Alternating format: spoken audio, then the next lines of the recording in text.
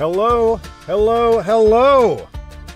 We're finally ready to start the stream.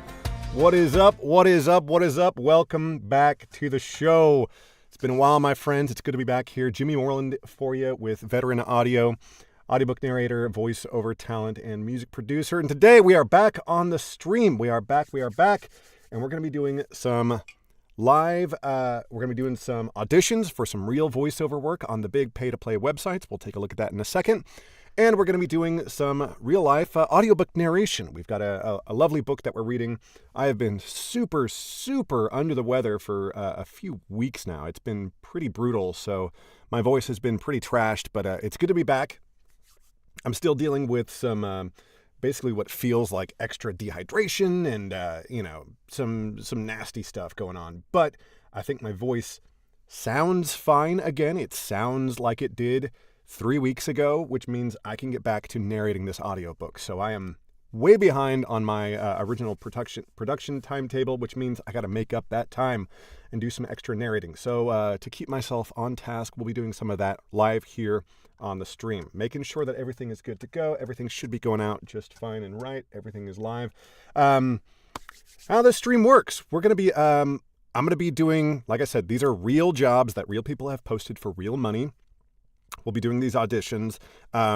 This is a chat-focused stream. I have a couple of tablets in my periphery along with my main PC displays. I've got 4 screens in my face. And one of those screens is dedicated to chat, both from Twitch and from YouTube. So we're at whichever is your preferred platform that you want to interact with me, I'll be able to do that.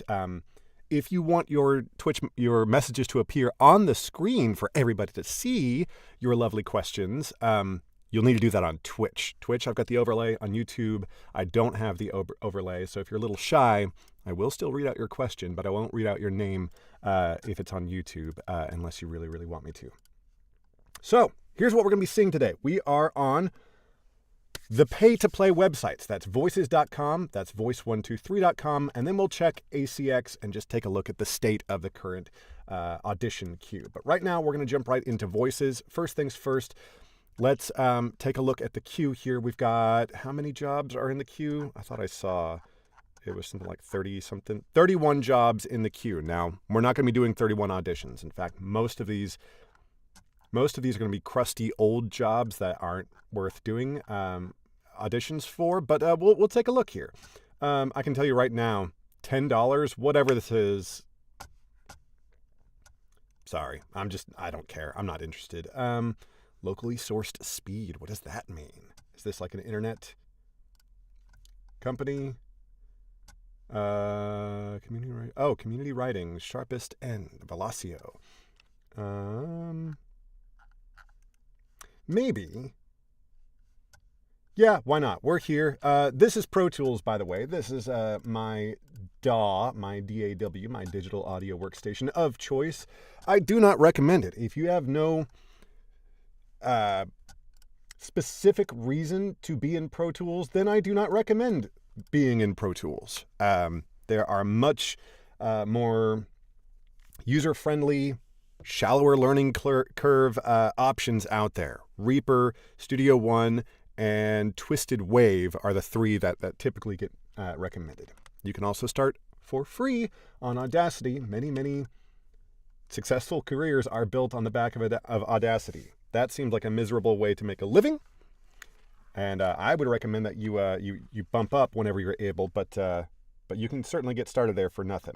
So let's turn on the loopback so that you can hear any punch and roll that I do here. And we're going to turn on, we need to hit this here so that you can see what I'm reading. Not that window. I don't need you to see all of my emails. This is the one that I need. Come on. Thank you. All right. Very annoying that this window is restricted, but we're not going to read this entire thing anyway. So they've given us a lot of copy here, but for commercial auditions, the industry standard for what you actually deliver in an audition is 50 to 60 seconds. Do not deliver any more unless you've got some kind of weird special like agent situation. But delivering more doesn't necessarily help you. So just 50 to 60 seconds. They're going to know if they want to hire you in the first 3 seconds anyway. So here we go. It starts measured, paced, coiled, a knot of people pretending they're not waiting, a glance that ignites the ride. No signs, no rules, just the shared understanding that something ordinary is about to turn feral. By the time the wheels roll, the group already knows who it is and who it isn't. The road pulls long. Weird little mouth noise there. Who it is and who it isn't. The road pulls long and thin. Gears shift in anticipation. Someone moves up the left like it was always planned. Riders appear the way the weather does. The way weather does. Okay. Moves up the left like it was always planned. Riders appear the way weather does. Strange line. Like it was always planned. Riders appear the way weather does. Unannounced. Let's read that part. Riders appear the way weather does. Unannounced. Unavoidable. 1 minute you're alone. The next you're defending your place from a stranger with quiet legs and no history. There are always a few who animate the ride. They test the air. They light the fuse and disappear, only to return as if nothing happened. There are those who believe.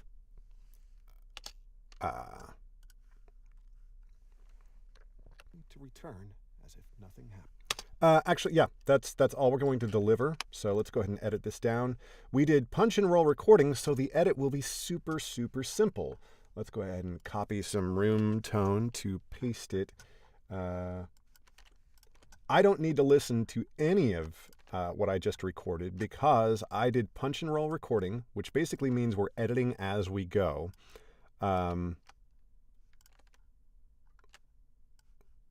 So that makes the edit that fast. Hit our auto crossfades there. We're going to turn on our denoiser and our declicker. And that's it. We're going to go ahead and bounce this as Velocio. So we're just going to call this Moreland Velocio. I apologize for the echo, but that is so that I got to have that echo on just so that you can hear the punch and roll. Otherwise, it's like, what the hell is he doing talking to himself? Okay, so we've done that. Reply to job. Select the template, general. I can change this actually, but whatever, doesn't matter.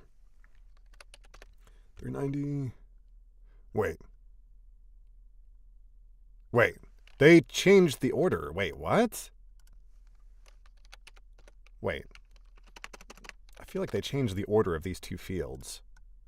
That could be wrong there. All right. Please upload. Thank you. Send. All right. Next up. Why is the... I don't like... Is it just... There we go. Okay. It's being obnoxious about their frame borders, I guess, here. Codis hype video. Codis? Let's see here. This one's a new audition here. Innovation forward, confident, not robotic. Okay, I promise. Sure, let's go ahead and do it. The difference isn't what gets moved. It's how it gets orchestrated. Some people see the finished moment. Let's zoom this out so I can actually see what's going on here. The difference isn't what gets moved.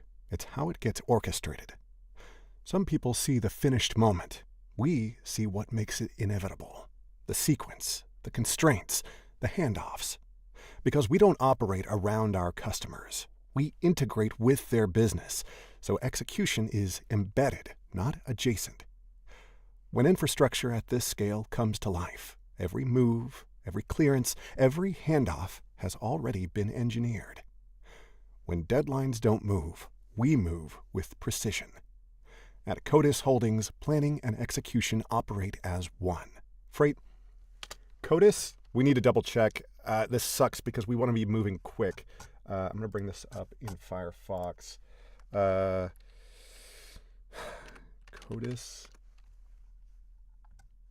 It's logistics. Let's look for videos. None of that is what we want. All right, we're just gonna go with CODIS. Like, if your company has a name that like could be mispronounced, put a pronunciation guide. And execution operate as one. Operate as one. Freight coordinated globally. Warehousing positioned for accuracy. Supply chains designed. That's gonna be hard to get. Warehousing positioned for accuracy. Supply chains designed end to end, from purchase order to final commissioning. And between the teams that build and the teams that consume, a data fabric connects it all. End-to-end visibility, real-time decisions, real-world action. That's enough. Once again, we did punch and roll recording. There's a crazy hum in this, but we're going to trust our tools. Trust in your tools, people. Actually, let's put this cut before the breath. Actually, I like that there. Trust in your tools. We are going to listen to this end bit. World action. Yeah, it's fine. So this hum here that I can see the waveform. This guy right here. I'm going to trust my denoiser plugin to take care of that.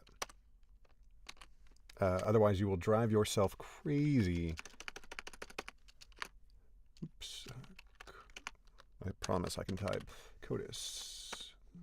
You'll drive yourself crazy trying to correct every little bit of noise that may or may not actually be in your project. Let's do that. That's why. Yeah, they changed the frame size on voices.com. My like default sort of quarter window position used to automatically default to a comfortable. Oh, I didn't even turn my denoise on. That's fine. It'll be fine. Okay. What do we got here? Opening video, what if? It's a bummer that I'm only at 90% because I still have not done an internal video category. Demo. Actually, you know, we're gonna briefly take this off stream just so I don't like fully dox anything important, which I don't think I will, but I'm wondering if I can just re-tag one of my existing demos as let's see here, home, my profile, what am I looking for? Demos. One of these I'll just re-tag. Here we go, edit. This one's tagged as e-learning. Do I have two? Oh, okay. E-learning, television ad, online ad, audiobooks, documentaries, radio ad. I've got two tagged as radio ad. I've got multiple. Okay. Television, radio. I've got lots of television and radio stuff. Here we go. I've got multiple video narration, right? Yes. So this one, I'm going to tag this one instead of as video narration. I'll go ahead and let you see this. Instead of tagging this video as video narration, I've already got that. That's duplicated. I'm going to change the tag to internal video. Save edits. Done. That should be sufficient once it sort of updates and runs through the system to make this 90% a 100%. That's it. That's all. That's the extent of the depth to the algorithm of voices.com. It's just, do you have a demo tagged with the category and with these performance details here? I absolutely have believable, conversational, real person, middle voice age. That is my age. Like all of this. So once it updates, this voice match will go from 90 to 100%. Easy peasy. So I just I just really gave myself a leg up just by taking the time to do that real quick. So let's get back into it. Let's go ahead and read this. Sizzle reel. Each line should be delivered with a punch. A punch. Okay, that's this one here. Let's bring you over. Oh God, please just stay in the corner. Probably right there is good. Okay. Concept. Wait, where's the actual script? Okay, there we go.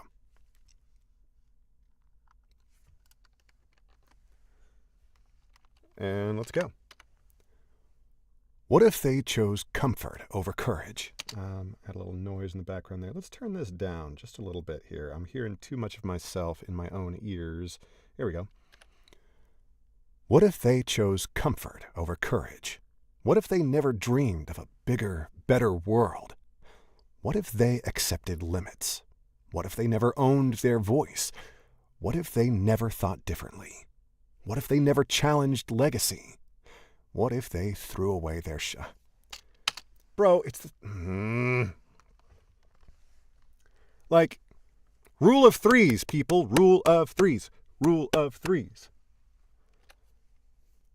What if they chose... What if they chose comfort over courage? What if they never dreamed of a bigger, better world? What if they accepted limits? What if they never owned their voice? What if they never thought differently? What if they never challenged legacy? What if they threw away their shot? What if they never asked how far intelligence could go?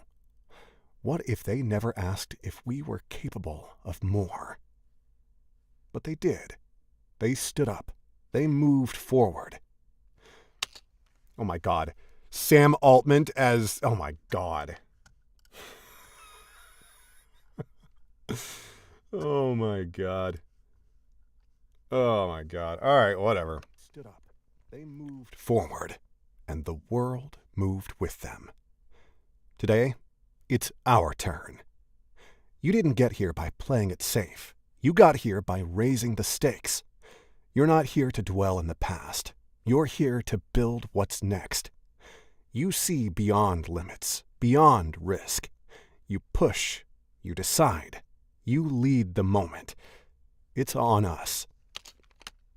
Decide. You lead the moment. It's on us. Right here, right now. Today, no, we're going to stop there. So let's go ahead and do our quick edit here. Yada, yada. Sam Altman, give me a break. Give me a break. Let's do like that. And then like that. Hit our crossfades. Save.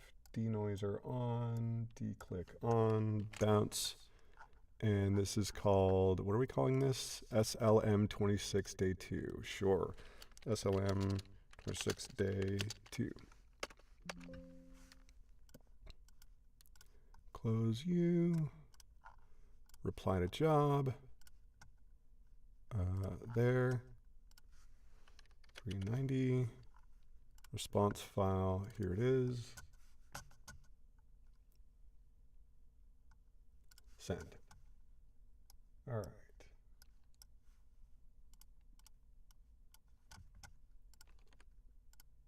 All right, what's next? I'm pretty sure I archived this. Did they repost it? Bro, get out of here with that $10 shit. Take that shit to Fiverr, man. Vio Beckert?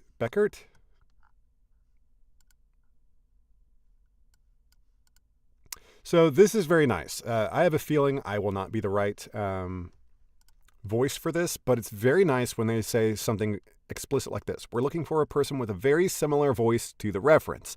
Soft American male accent. Not too deep and with soft pronunciation. The client here is French, so that could be part of some of the awkwardness with some of this direction here. But we're gonna listen. Creating maximum visibility in cars is a major safety challenge for the automotive industry. Ensuring the quality of glass windshields, sunroofs, and car lights plays an important... I mean, I can punch my voice up into that register. Drive the future with low E automotive glass. Let's go ahead and do it. We're here. So they want that really high, bubbly kind of read here. So let's give it to them. Drive the future with low E automotive glass. Experience unmatched clarity and comfort on every journey. Low emissive coating blocks harmful UV. Let's come back here. Clarity and comfort on every journey. Low emissive coating blocks harmful UV rays and infrared light, delivering superior safety and a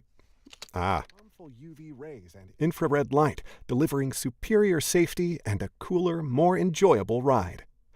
Why choose low E glass? Why choose and a cooler, more enjoyable ride? Why choose low E glass?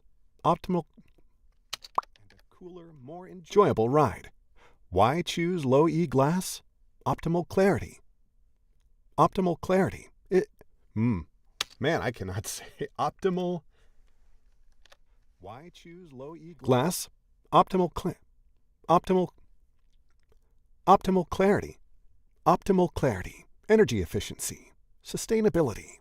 Lightweight. High performing. Game changing. The difference is clear. Okay, so we do have to listen for this one transition here. Optimal clarity. Is it here? Clarity. Optimal clarity. Energy efficiency. Sure. Let's not get ahead of ourselves here. All right.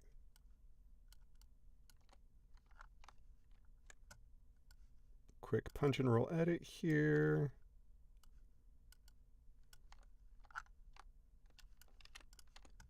And that's good to go. Save. Active, bounce. And we're calling this backward, I guess. This animation category that is wrong. This is incorrectly categorized, which is so annoying. I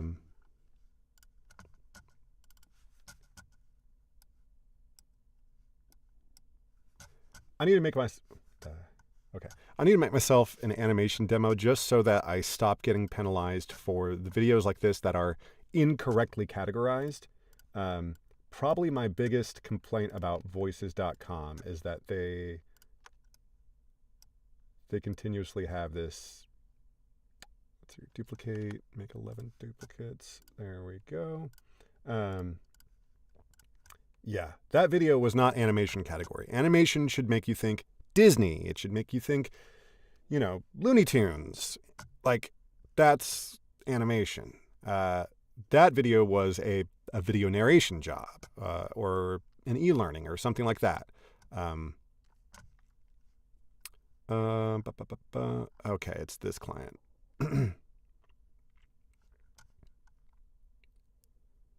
Okay. So I would normally just automatically do this because it's an okay budget. And it's got this lovely yellow badge here that we love to see. Worked together previously. So this client has hired me before, which means that if I submit an audition, they will see a yellow badge, I assume, on my audition. I'm just assuming on the client side that they see something similar on their end. So I worked together previously or something like that on their end. So even though I'm only a 90% voice match, because again, we have an animation miscategorization, even though I'm down in the 90% down with the plebs, I should still catch their eye, and maybe I'll get listened to, and maybe they'll have warm, fuzzy feelings about working with me the last time. And likewise, we've got a different client that I've worked with before. The problem with both of these is that I'm 90% on both of them, and there's already a ton of people in line ahead of me. So these things were posted yesterday, This one was posted yesterday. This one was posted today. You know what? We might do this one. There's 80 people in line ahead of me, but let's just, it's really short, so let's just go ahead and do it. Looking for a smarter way to access Italian equities? Meet total return futures on FTSE MIB index. Designed to replicate the economics of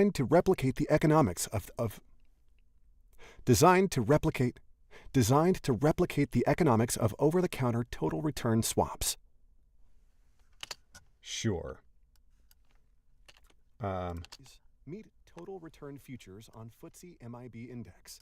Designed to replicate the economics of over-the-counter total return. Sure. You know, it's... Wait. Oh, there it is.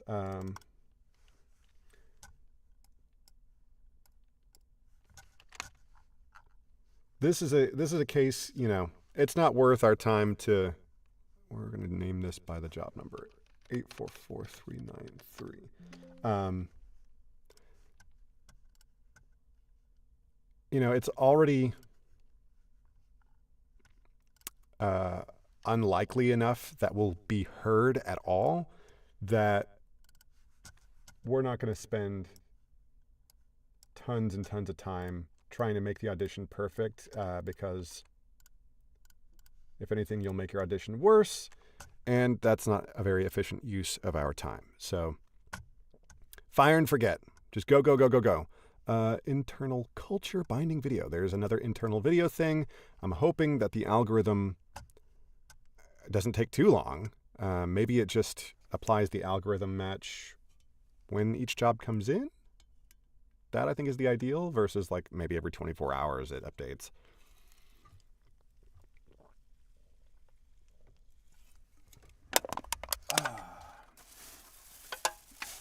All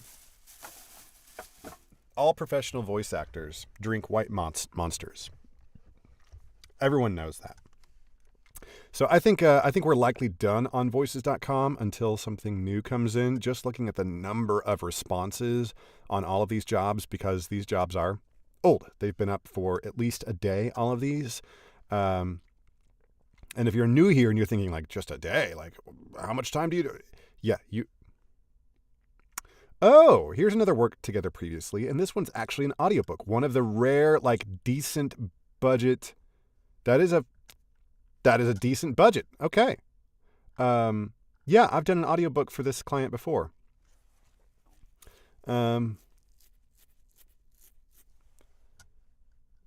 Okay, so this right here, like, I don't know where they got this, but front matter doesn't get recorded in an audiobook. You don't read the dedication. You don't read the preface or author's notes. Sometimes you'll read a preface. It's dependent on what the content of it is. But if it's just like an extended like thank you, no, you don't read. Like basically, when a person opens up Audible on their phone and they hit play on an audiobook, they should hear maximum 10 to 15 seconds of like, what is the title and who wrote it and who's narrating it. So, you know, The Wind in the Willows by whatever the author is, narrated for you by Jimmy Moreland. Chapter 1. That's what you should hear. Chapter 1. It was the best of times. It was like, you should go straight from very, very short credits straight into the main body of the book. You can't be going into like, oh, I wrote this book when I was in my 20s and life was different. It was a freer, carer time. Like, no. Your people are going to bounce off of your book. They're going to refund. So all of this stuff about reading the front matter, no. You go straight from opening credits into body matter. But that is to say, let's take a look at the script. Story of a marriage. I'm not going to read any. Like, do you like? You think I'm going to read like ISBN 979-8-891? You don't read that. I wouldn't read this. obviously the contents. Preface. Maybe this preface gets read. Like, maybe. And an explanatory note to the reader. You don't... And then these letters. Okay. I'm not going to do this audition. Like, this thing's a mess.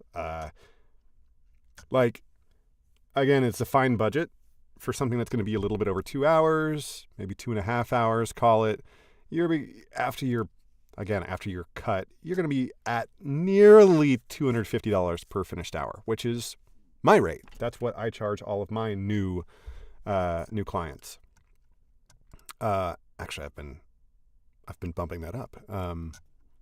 So $200 to $250 per finished hour is a fine, livable wage in most parts of the country. You are going to be doing a lot of extra work with this particular project, trying to parse through these scans of letters and stuff, and like, what do you read, what do you not read? It's going to be a little bit obnoxious. But I will say my experience with this client was good. We actually, this was the one time I've outright done custom music in an audiobook. So the client is Lit Prime Solutions, and the author I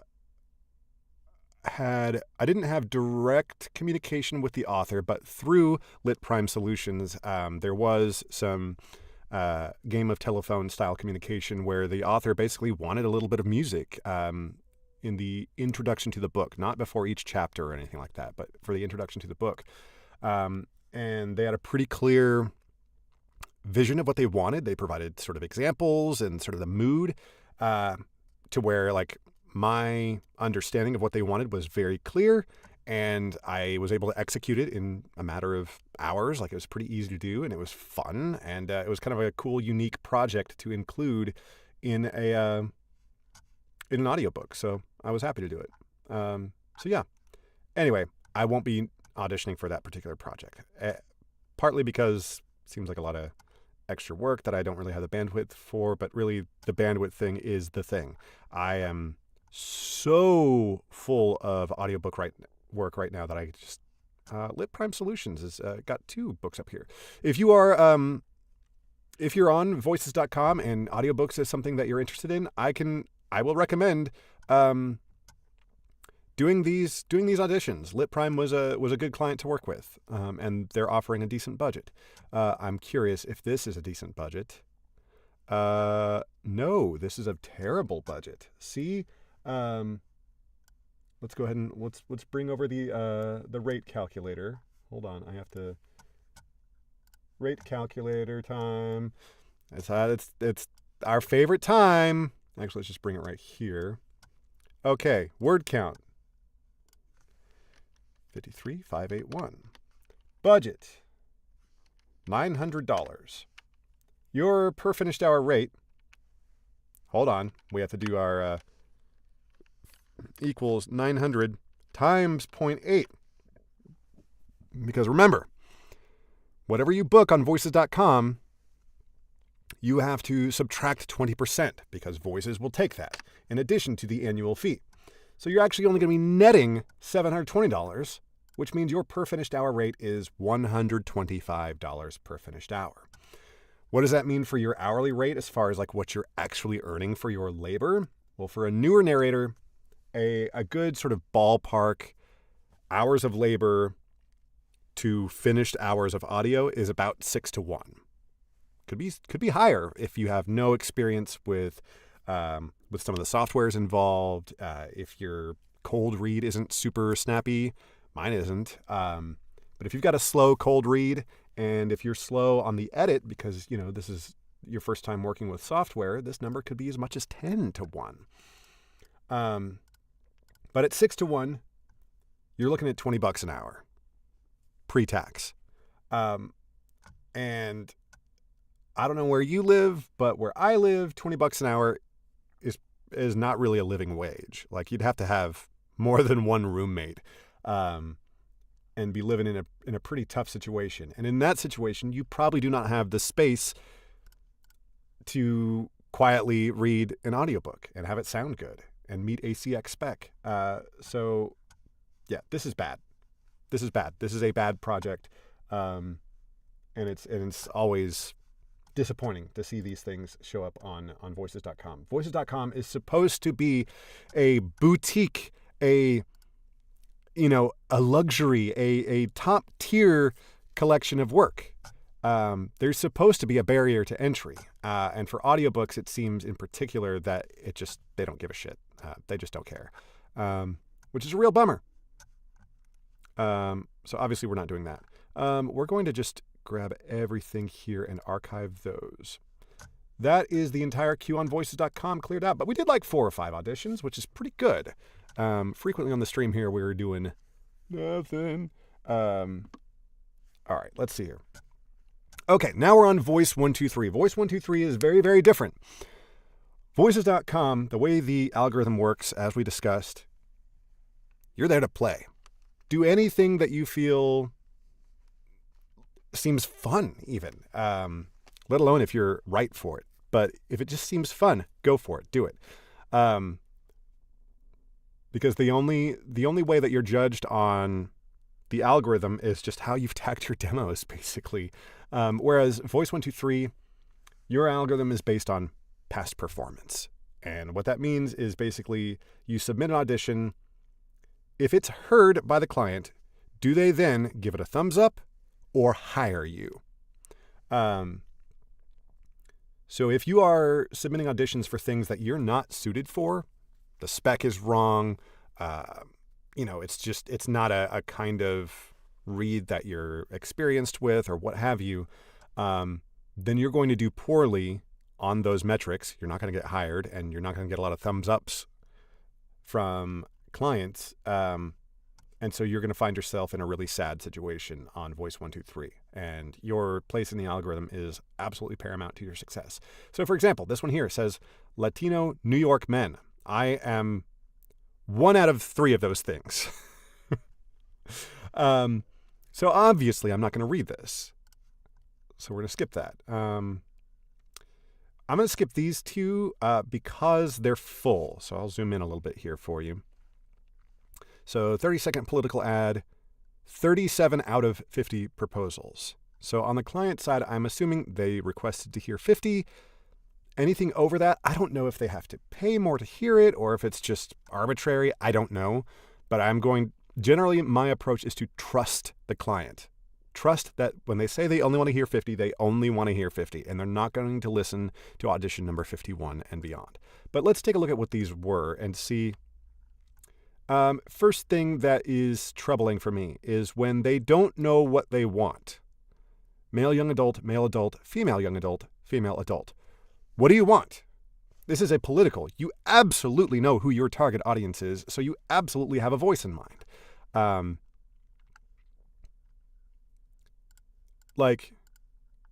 This seems very much like you don't want a young reader on this. You probably want an older male voice. I don't know why.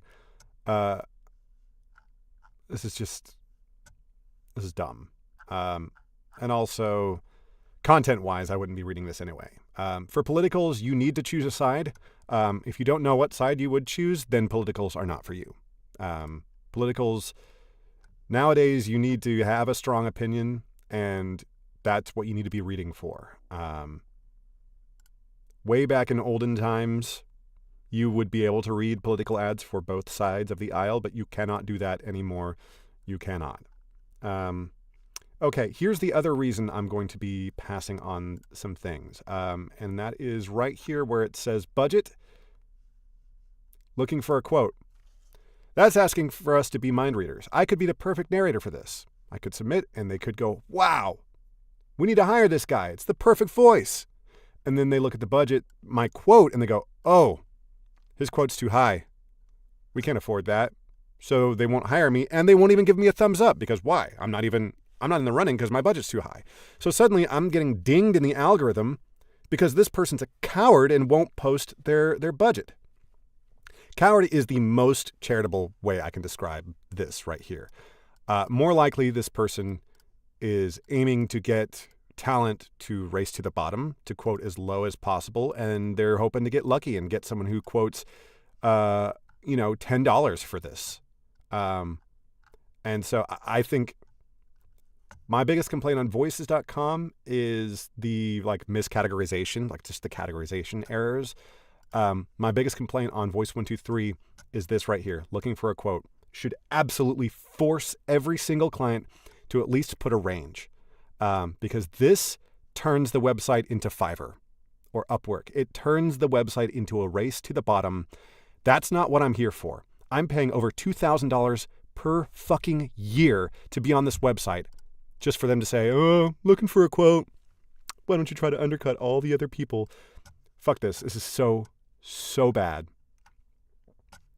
I'll say I'm not renewing Voice 123 for another year.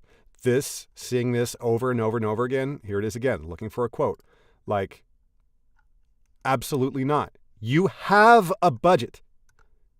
You coward. Share it with us. I've been complaining about this for years, and Voice 123 just does not give a shit. They don't care.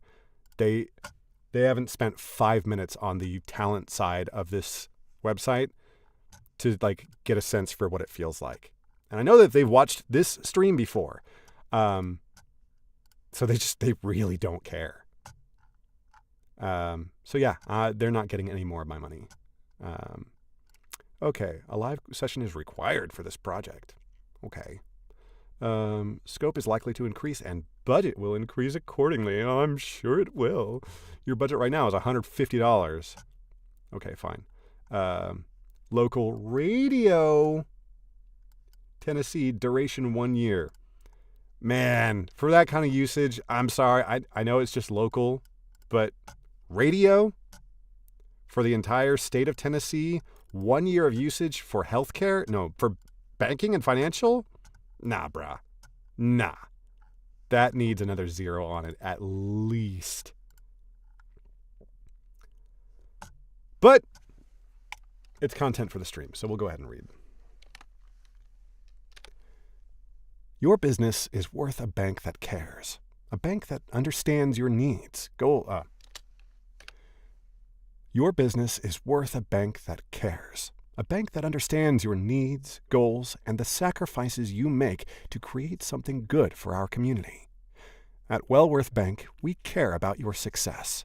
Since 1909, local businesses have counted on us to serve with heart. Because anything is possible when you have a bank that cares. Wellworth Bank. Care in common. Visit wellworth.bank. Member FDIC, Equal Housing Lender. Cool. No edits required. Let's listen to the end there. Wellworth.bank. Member FDIC, Equal Housing Lender. Yeah, that's fine. Boom. Save. Turn on the denoise. Declick. Wellworth Bank. Wellworth Bank. Go. Accept the invite. I have not given them 2 takes. It's whoop. Oh, right. We have to reload the page. This is a new bug in this website. The first time you load, it doesn't show you the custom audition window. Okay. Submit. Come back here. Bit scuffed animation .tucker. Frustrated everyman. What does this mean? Male young adult, so I probably won't be doing this.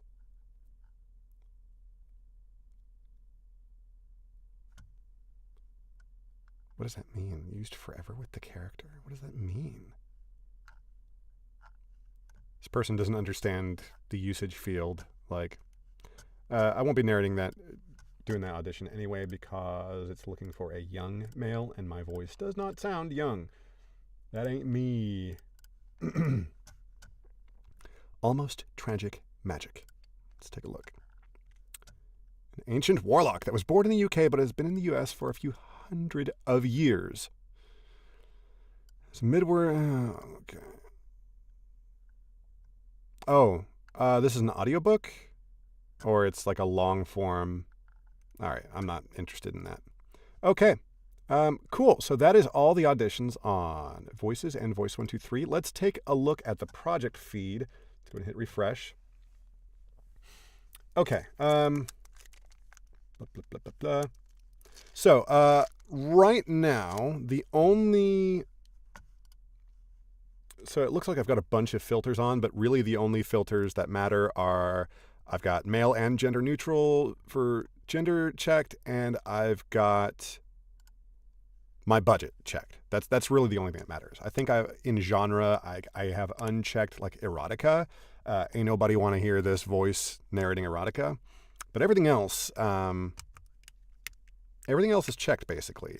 All other genres. So let's take a look at what currently is here. 22 projects in the 200 to 400 per finished hour range. That's good. That's a good number. Now let's see how many of these jobs are legit, worth doing, what have you. First of all, important to note the date that these are posted. So today, 2 projects have been posted. And I'll tell you right now, both of them look fine, just from judging the book by its cover, which you should do. So let's just look at both of these. So realistically, anything older than today, you're too late. There are hundreds and hundreds of other narrators. In fact, let's take a look here. Find talent. It won't open in a new field. Let's open it here. There are 374,000 samples. And being extremely generous and saying every single narrator has uploaded 10, which is not true. Many narrators upload 1 or 0.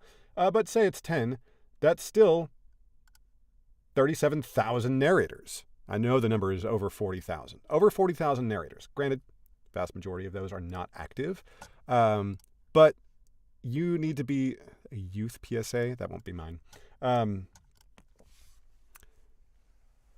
point is to say you need to be fast.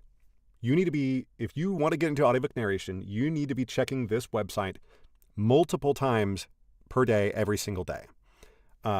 If you have a day job or kids or something that keeps you occupied for many, many, many hours at a time where you wouldn't be able to record during that time, you're going to have a hard time getting into this. If, however, you've got a work from home situation and you've put in the time and effort to get your booth set up to where you can step away from your regular job and you won't be missed for 15 minutes if you cut out and do this audition sort of sneaky on the sly, fine. You can start to go down a path toward making this work. But if you have, like I say, if you're out of the house, if you're out at an office for 8 hours, you might not be able to make this work, because by the time you get home and get ready to sit down in front of your microphone, these auditions are going to already have dozens and in some cases hundreds of auditions in line ahead of you. Now, we said earlier, commercial auditions, the standard is 50 to 60 seconds. For audiobooks, it's 3 to 5 minutes. So imagine that you are a rights holder, one of these people who have posted a project like this. Imagine you post your very first project. You're so excited to find the perfect narrator. And within an hour, you have 100 auditions in your inbox. That's 100 unique emails that ACX will generate. Hey, someone auditioned for your project. So your inbox is flooded with emails. You open up the ACX portal and there's like just so many auditions, like, oh my God. And now each one of these is potentially up to 5 minutes. Let's be generous and say it's only 3 times, that's 300 minutes. That's 6 hours, 5 hours, math.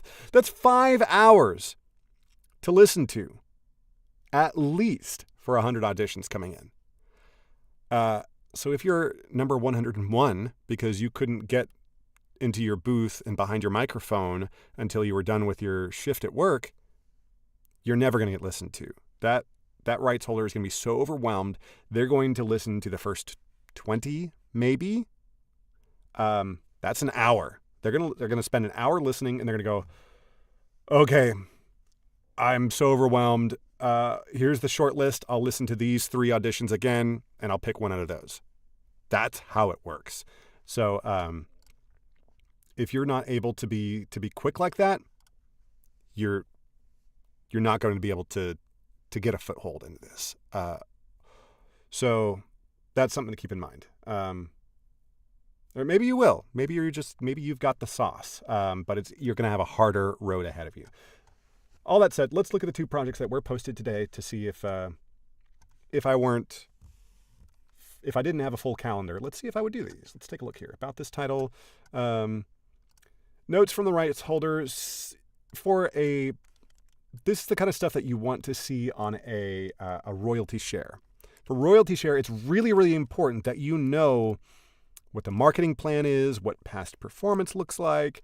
If they're like, I'm a New York Times bestseller, then it's probably a scam, because that kind of person, why would they share royalties on something that is probably a guaranteed hit? Royalty share is a gamble for both parties, and it needs to be understood that it's a gamble for both parties, and yet both parties are still hoping for success. It's a gamble because you as a narrator have, like, your sort of default is no upside. You just assume that it's not going to sell. But you do have kind of unlimited upside. If it does become like a super mega, a Where the Crawdads Sing kind of like holy shit success, then you get all of that upside. Whereas from the rights holder's standpoint, it's a gamble because if it sells nothing, which is the default, then they've lost nothing. So like right from the gate, cool, they got something for nothing. There's the immediate upside. And then everything else from there is kind of downside, because like the more successful they are, there's going to come a point where those 2 lines of like the flat line of, if I had paid the per finished hour rate, say $200, $250 per hour, once they've crossed that line as far as like money paid out from royalty share, then they're really sad. Because like, well, shit, I should have done this or whatever. It's a dumb way to think, because like money is money. You're making money off of work that you didn't have to do. The audiobook producer did all that work, but whatever. The economics of it are kind of, they're simple and straightforward, yet a lot of people sort of get it wrong on both sides. It might be fun to do a presentation of some kind on that someday, to sort of like show those lines, show where they intersect, talk about the psychology for both parties. But for now, we're just going to say, for per finished hour projects, this is not necessary. I don't need to know how well your book is doing, because to be perfectly honest, I don't really care. It does benefit me sort of in a broader meta sense, because if a book that I narrate does extremely well, then like that's sort of like will bump me up in search rankings, and I'll probably get hired more frequently, and maybe in the future I can charge more. So that's good. But it doesn't directly impact my wallet if this book sells 0 versus if it sells 100,000 copies. I get no immediate benefit because it's per finished hour. It's just a contract. Boom, you pay me, we shake hands, and that's the end of the transaction. So what's more important is some of the summary stuff. Hopefully, see, this is just like what goes on the inside of the book, or it's just a summary of the book. What we're looking for more is, this is what you want. This is great. A few extra details about the plot not covered in the synopsis. So they're giving you some background so that when you do look at the script, which we'll go ahead and look at, script length is fine. This looks like it might be a little long. This might go a little bit past 5 minutes. But we've got multiple different scenes. We've got one scene, two scenes, and it looks like we've got different sort of like energies, intensities involved. We've got different characters talking to each other. So this is a great script. This is a great audition script. This rights holder has done an excellent job of posting a ready-to-go project. Sometimes you could be a little skeptical about an original publication date being this old. Makes you wonder, like, why after nearly 6 years are you just now getting around to doing the audiobook? Which is a fair question. You might ask the rights holder if you get, if they offer you the project real quick, what's going on? Could just be that it's been out for a while. Maybe some of their other books they decided to do audiobooks, and now they're getting around to this one. There's different reasons for it, but this seems like a good project. So whoever gets this, congratulations.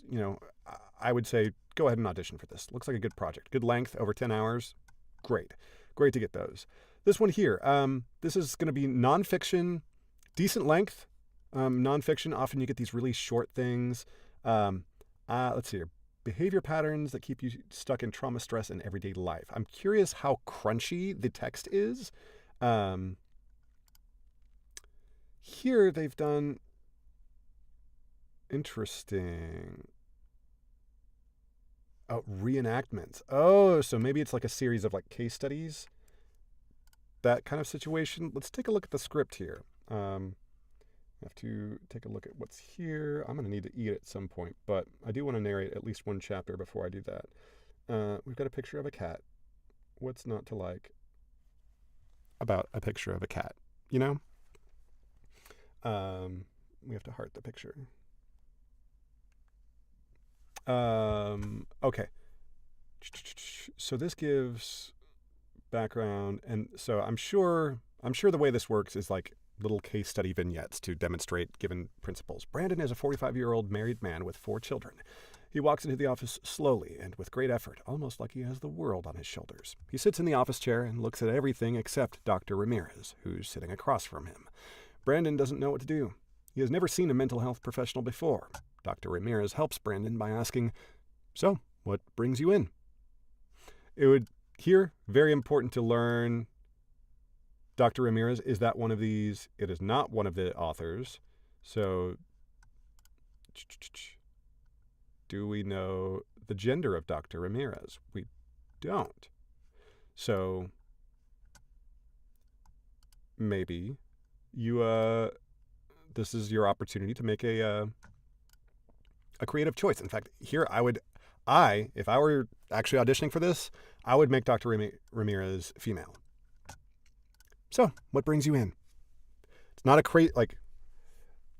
one of the very, very, very basic skills that you need to have as a narrator is the ability to differentiate male and female voices in a non-obnoxious way. And generally speaking, it shouldn't involve massive swings in pitch, especially as a male narrator.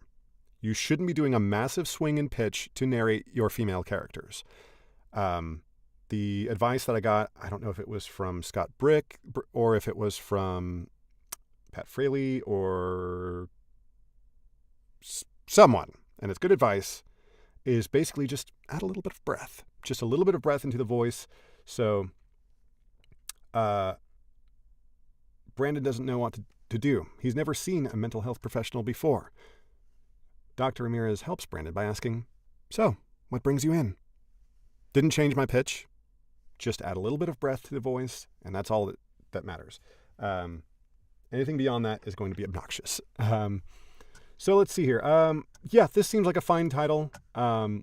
Interesting to see how that's going to come out. I'm curious because I imagine how this book works is that they're going to do the reenactment part, the vignette that sort of demonstrates the core concept of whatever the chapter or whatever that is.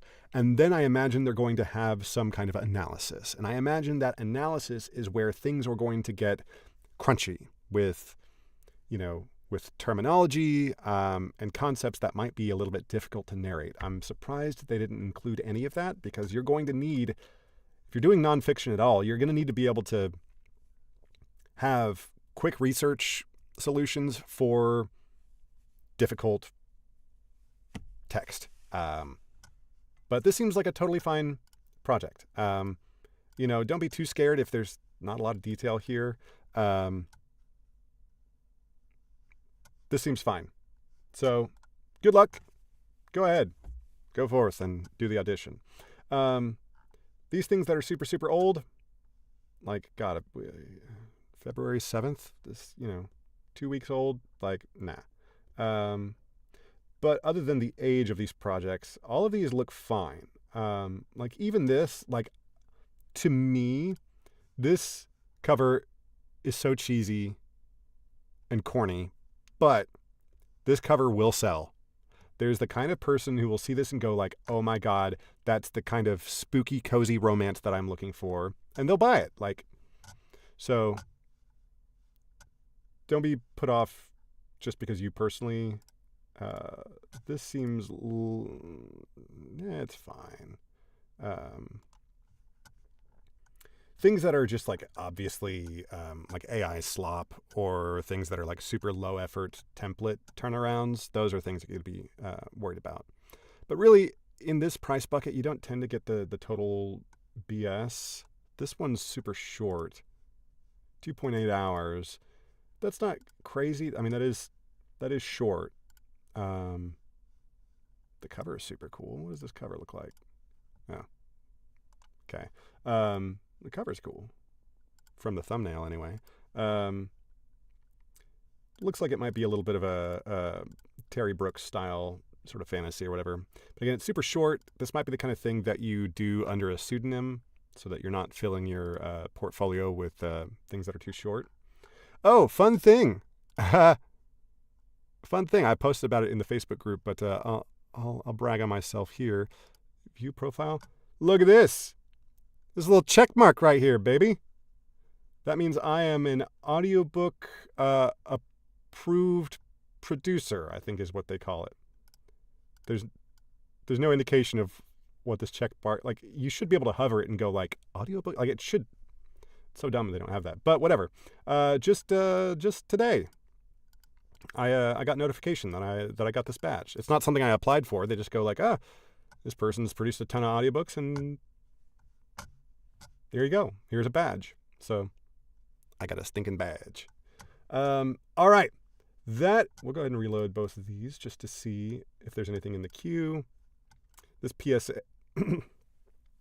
again, we're probably not going to do it because they probably want someone young, male, young adult. That ain't me. We're going to close that out. So now we're going to switch over. We're going to narrate. Move that there. So let's go open. So we are going to be narrating A Healer's Retribution. This is the Lurin Chronicles, Book 6. I've been really, really enjoying this series. It's an excellent sort of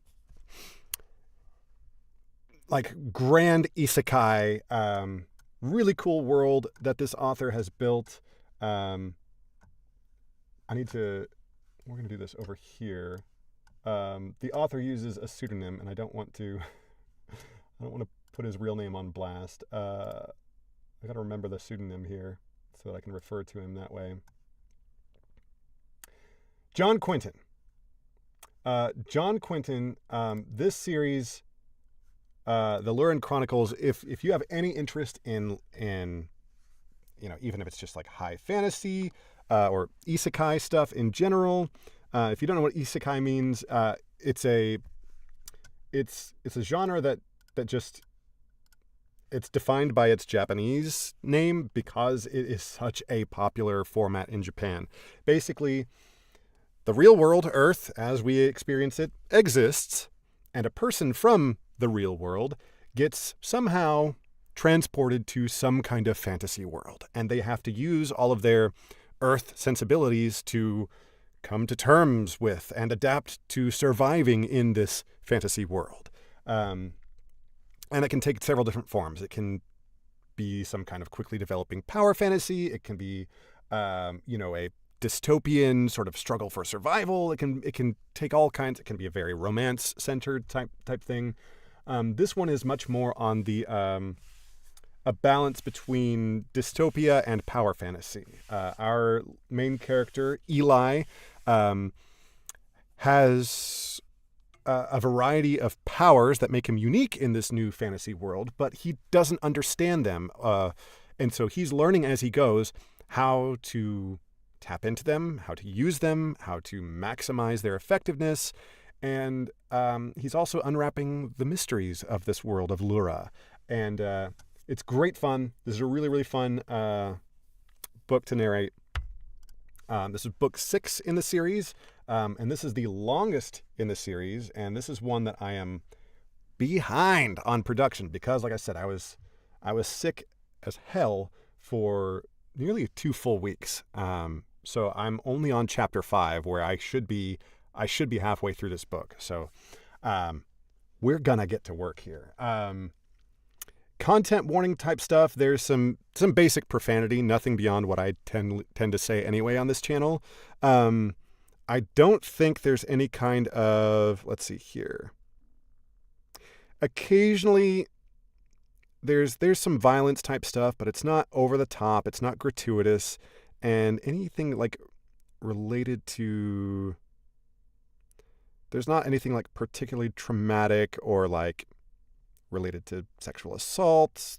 Some of that stuff is hinted at because there is sort of an underclass, a race, not a race, but a class of people who are, in some cases, almost treated as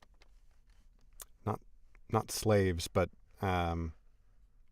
there's definitely an underclass in this society. But Eli, our protagonist, is trying to unravel the mystery of why that is the way it is, and how to unravel that, how to undo that, how to upend the social order, which obviously comes with conflicts with those in power and so forth. So we are, you'll notice I've gone full screen on Pro Tools because I won't be showing the actual text. That's just an agreement I have with the rights holders that I narrate here on stream, because there's all kinds of pre-publish markup and stuff on these scripts that not everybody gets to see.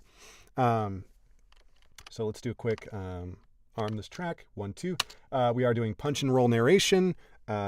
This chapter should be, we'll go ahead and bring up our production list here. This track should be, I think, like 30 something minutes long. Let's take a look here. 37 minutes. I'll go ahead and make this full screen here. Zoom in a little bit. There's my little productivity tracker here. This should be 37 minutes, give or take, just depending on how well I read today. Read this, maybe read the next chapter, and then end stream, but for sure this one chapter. I don't want to read too many chapters, like no more than 2 chapters consecutively on stream, because we want people to buy the book. So let's get started.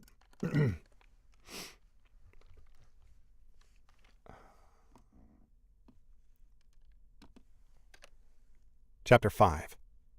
Eli sat calmly, his eyes closed, feeling the chair's comfortable leather cushions supporting his body as he waited patiently in a peaceful bubble of his own thoughts, allowing himself to simply exist in the moment. A flickering at the back of Eli's mind drew his notice, prompting him to send a trickle of supporting energy to block the intrusion while keeping the rest of his consciousness on alert for anything sneaky, as he wasn't about to fall for the same trick again. Sure enough, the barest hint of an alien thought was suddenly trying to insinuate itself around Eli's mental defenses, but he split his focus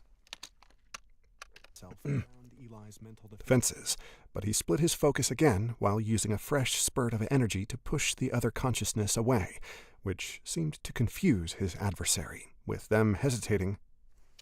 That's going to be hard. As if considering a new strategy in response to their unexpected failure. Eli had to fight off a victorious grin at finally stumping his foe after being tricked, distracted, or otherwise made a fool of far too many times. So even this brief pause felt like a grand victory, enough for him to feel a bit of pride swelling in his chest. Ooh, read that wrong. Pause felt like a grand victory, enough for him to feel a bit of pride swelling his chest. Eli's brows furrowed, as something about that exaggerated emotion was suspicious. Eli's brows furrowed, as something about that exaggerated emotion was suspicious, prompting him to quickly focus on creating an impenetrable. Exaggerated emotion was suspicious, prompting him to quickly focus on creating an impenetrable sphere around his mind, since even though locking everything down like this meant losing any sense of the world outside his body, it would also keep anyone from having an open path inside unless they tried a brute force approach. Snickers suddenly erupted nearby, distracting Eli into opening his eyes and seeing Fluxy still sitting across from him, looking his way with a bright smile. "You got me again. We have to do this." Prompting him to quickly focus on creating an... Here we go. Sometimes I will stop punch and roll recording to briefly do a long roll if it's something that I know I'm going to stumble over like 100 times. Looking his way with a bright smile. How do I interpret this next line? You got me again. All right. Looking his way with a bright smile. "You got me again," Eli admitted, chuckling self-consciously. "How bad was your infiltration this time?" Fluxy's smile turned amused. "You did well in masking yourself from my initial efforts, though our brief contact revealed a sense of your humanity and distinctly masculine thoughts. Yet that wasn't enough for me to gain any sort of hook within your mind before you forcefully redirected my probe elsewhere." Eli grinned.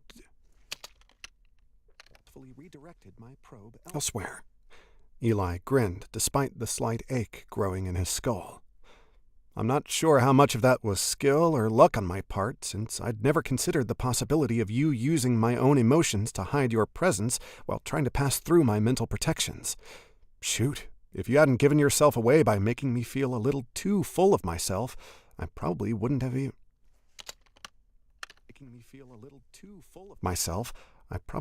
even noticed." Fluxy raised an eyebrow. "Perhaps, yet detection..."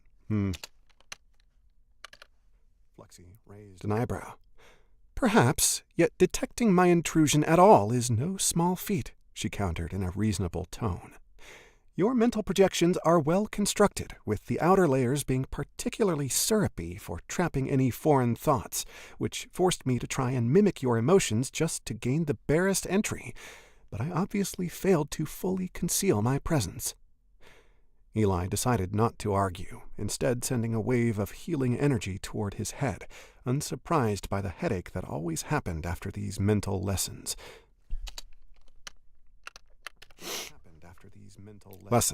Though he definitely wasn't complaining, given all his progress in learning to protect...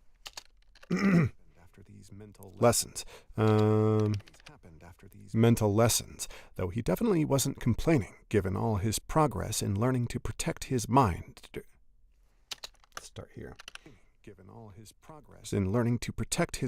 During their last few training sessions. Fluxy glanced toward her. All right, we need to readjust my hat. I feel like I'm bonking the microphone pretty frequently. So we're going to a little bit up here. I'm certainly not going without the hat. I'm too bald for that. I don't want to be a bald streamer. All right. During their last few training sessions. Fluxy glanced toward her floating interface, though she was soon turning back to look at Eli. "Would you like my aid with treating your injury?" the woman offered.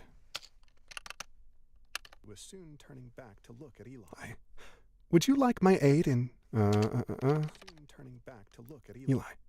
Would you like my aid with treating your injury?" the woman offered, arching an eyebrow. "Yes, please."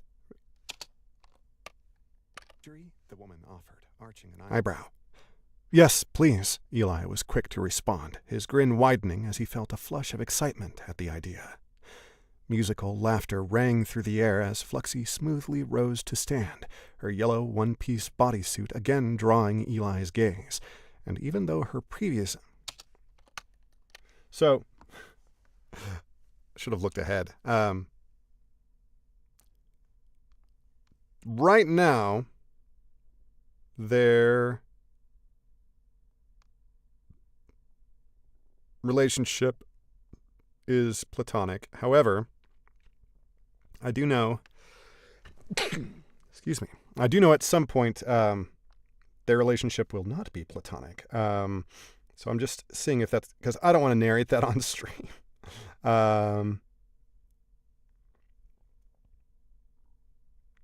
Okay, looks like that's not happening in this chapter. So we should be right here. Bodysuit again drawing Eli's gaze, and even though her here we go. Bodysuit again drawing Eli's gaze, and even though her previous outfits hadn't Eli's gaze, and even though her previous outfits hadn't exactly concealed the gorgeous woman's curves, it was all he could do not to stare. I can't. It was all he could do not to stare. I can't imagine ever saying no to one of your treatments, Eli told Fluxy as she stepped around his chair. Ever is quite a long time, the woman's voice remarked dryly from behind him. I sit by my words, Eli joked, lightly tapping the arms of his chair, which earned him some quiet snickers, though any further comments he might have made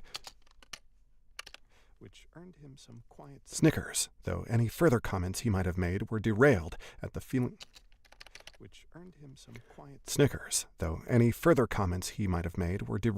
feeling of Fluxy's hands lightly touching the back of his head. Goosebumps erupted.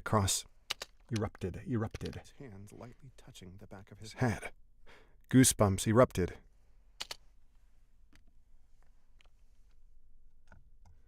Hey, in squad. Hey, I appreciate that. I am an audiobook. I am narrating an audiobook at this very moment.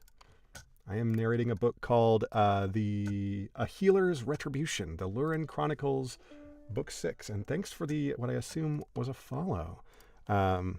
Yeah, this is a real book that I'm actually being paid to narrate. The author is John Quinton, if you want to check out the other books. This is book 6 in the series, so you'll be a little bit lost.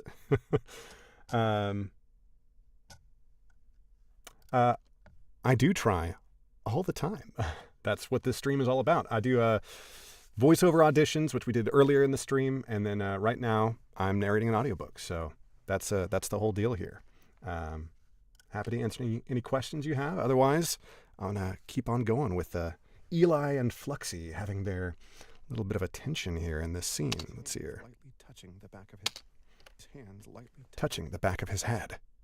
Goosebumps erupted across Eli's body as he closed his eyes, luxuriating in the gentle pressure from Fluxy's fingers slowly running forward through his hair, just to feel her hands drawing back, the light grazing of the woman's nails along Eli's scalp nearly making him shiver.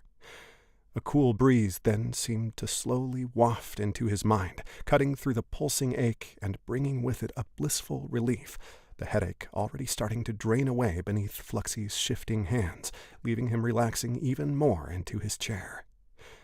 Thanks to Eli's recent success with his mental exercises, he was a lot less worried about... All right. Let me respond. What is it? At least I try. I can never do that. You can do it. Come on now. No, you're all good. So story, again, this is 6 books, and these books are pretty long. This book here is going to be the longest book I've ever done, actually, at nearly 19 hours. But broadly speaking, this is an isekai story. If you know what isekai is, then you know what's up. But basically, our protagonist Eli, he was just like a boring accountant on Earth, and he was transported through unknown means into this sort of world of magic and political intrigue, and he's trying to figure out what on earth is going on in this new world he's found himself in, with trying to discover how to best use these powers he's found himself able to use, and hopefully become a force for good to help right some of the wrongs in this world that he's discovered himself in. And right now he's talking with Fluxy, who is sort of his, not really chaperone, but call maybe a mentor, an advisor, someone to guide him through his journey, his growth in this new world. She only appears from time to time at sort of unpredictable times, and so when he finds himself in Fluxy's company, he makes sure to get the most out of it, and he also thinks that she's cute. I hate my voice. If not, I would try making a song. I like listening to people's music. I have lots of goals, but I never push myself since I have low self-esteem, but I do like listening to voice actors. Also, is this anime? If so, I've never streamed any anime before. Everyone hates their voice, at least at first. Every voice is unique and is worth having somewhere in recorded media, whether it's audiobooks, whether it's animation or documentary or commercials. Every voice has an authentic story to tell, and it's worth telling the story. So I understand, believe me, I understand having low self-esteem about one thing or another. Just know that your voice has value, it has merit, and it might just be a matter of some technique behind the microphone, or just spending time behind a microphone to develop some of the skills to let your voice shine in a way that is worth the effort. Don't hide your voice from the rest of the world. But the same goes for music as well as for narrating and voiceover. I do music as well, and I often am not super happy with a vocal performance of my own, but whatever. I'm doing it for fun and occasionally for work, and I have fun, and people pay me, so it all works out. But this is not anime explicitly. Isekai is super, super, super common in anime and in Japanese literature in general. Like one of the more common formats. So there's no reason at all that this could not or would not be adapted into an anime style. But the author is American. Again, John Quinton. You can look him up. Take a look at the books on Amazon, or the first 5 that are on Audible as well. It's great stuff. But yeah, if you want to think of it as anime, you totally could.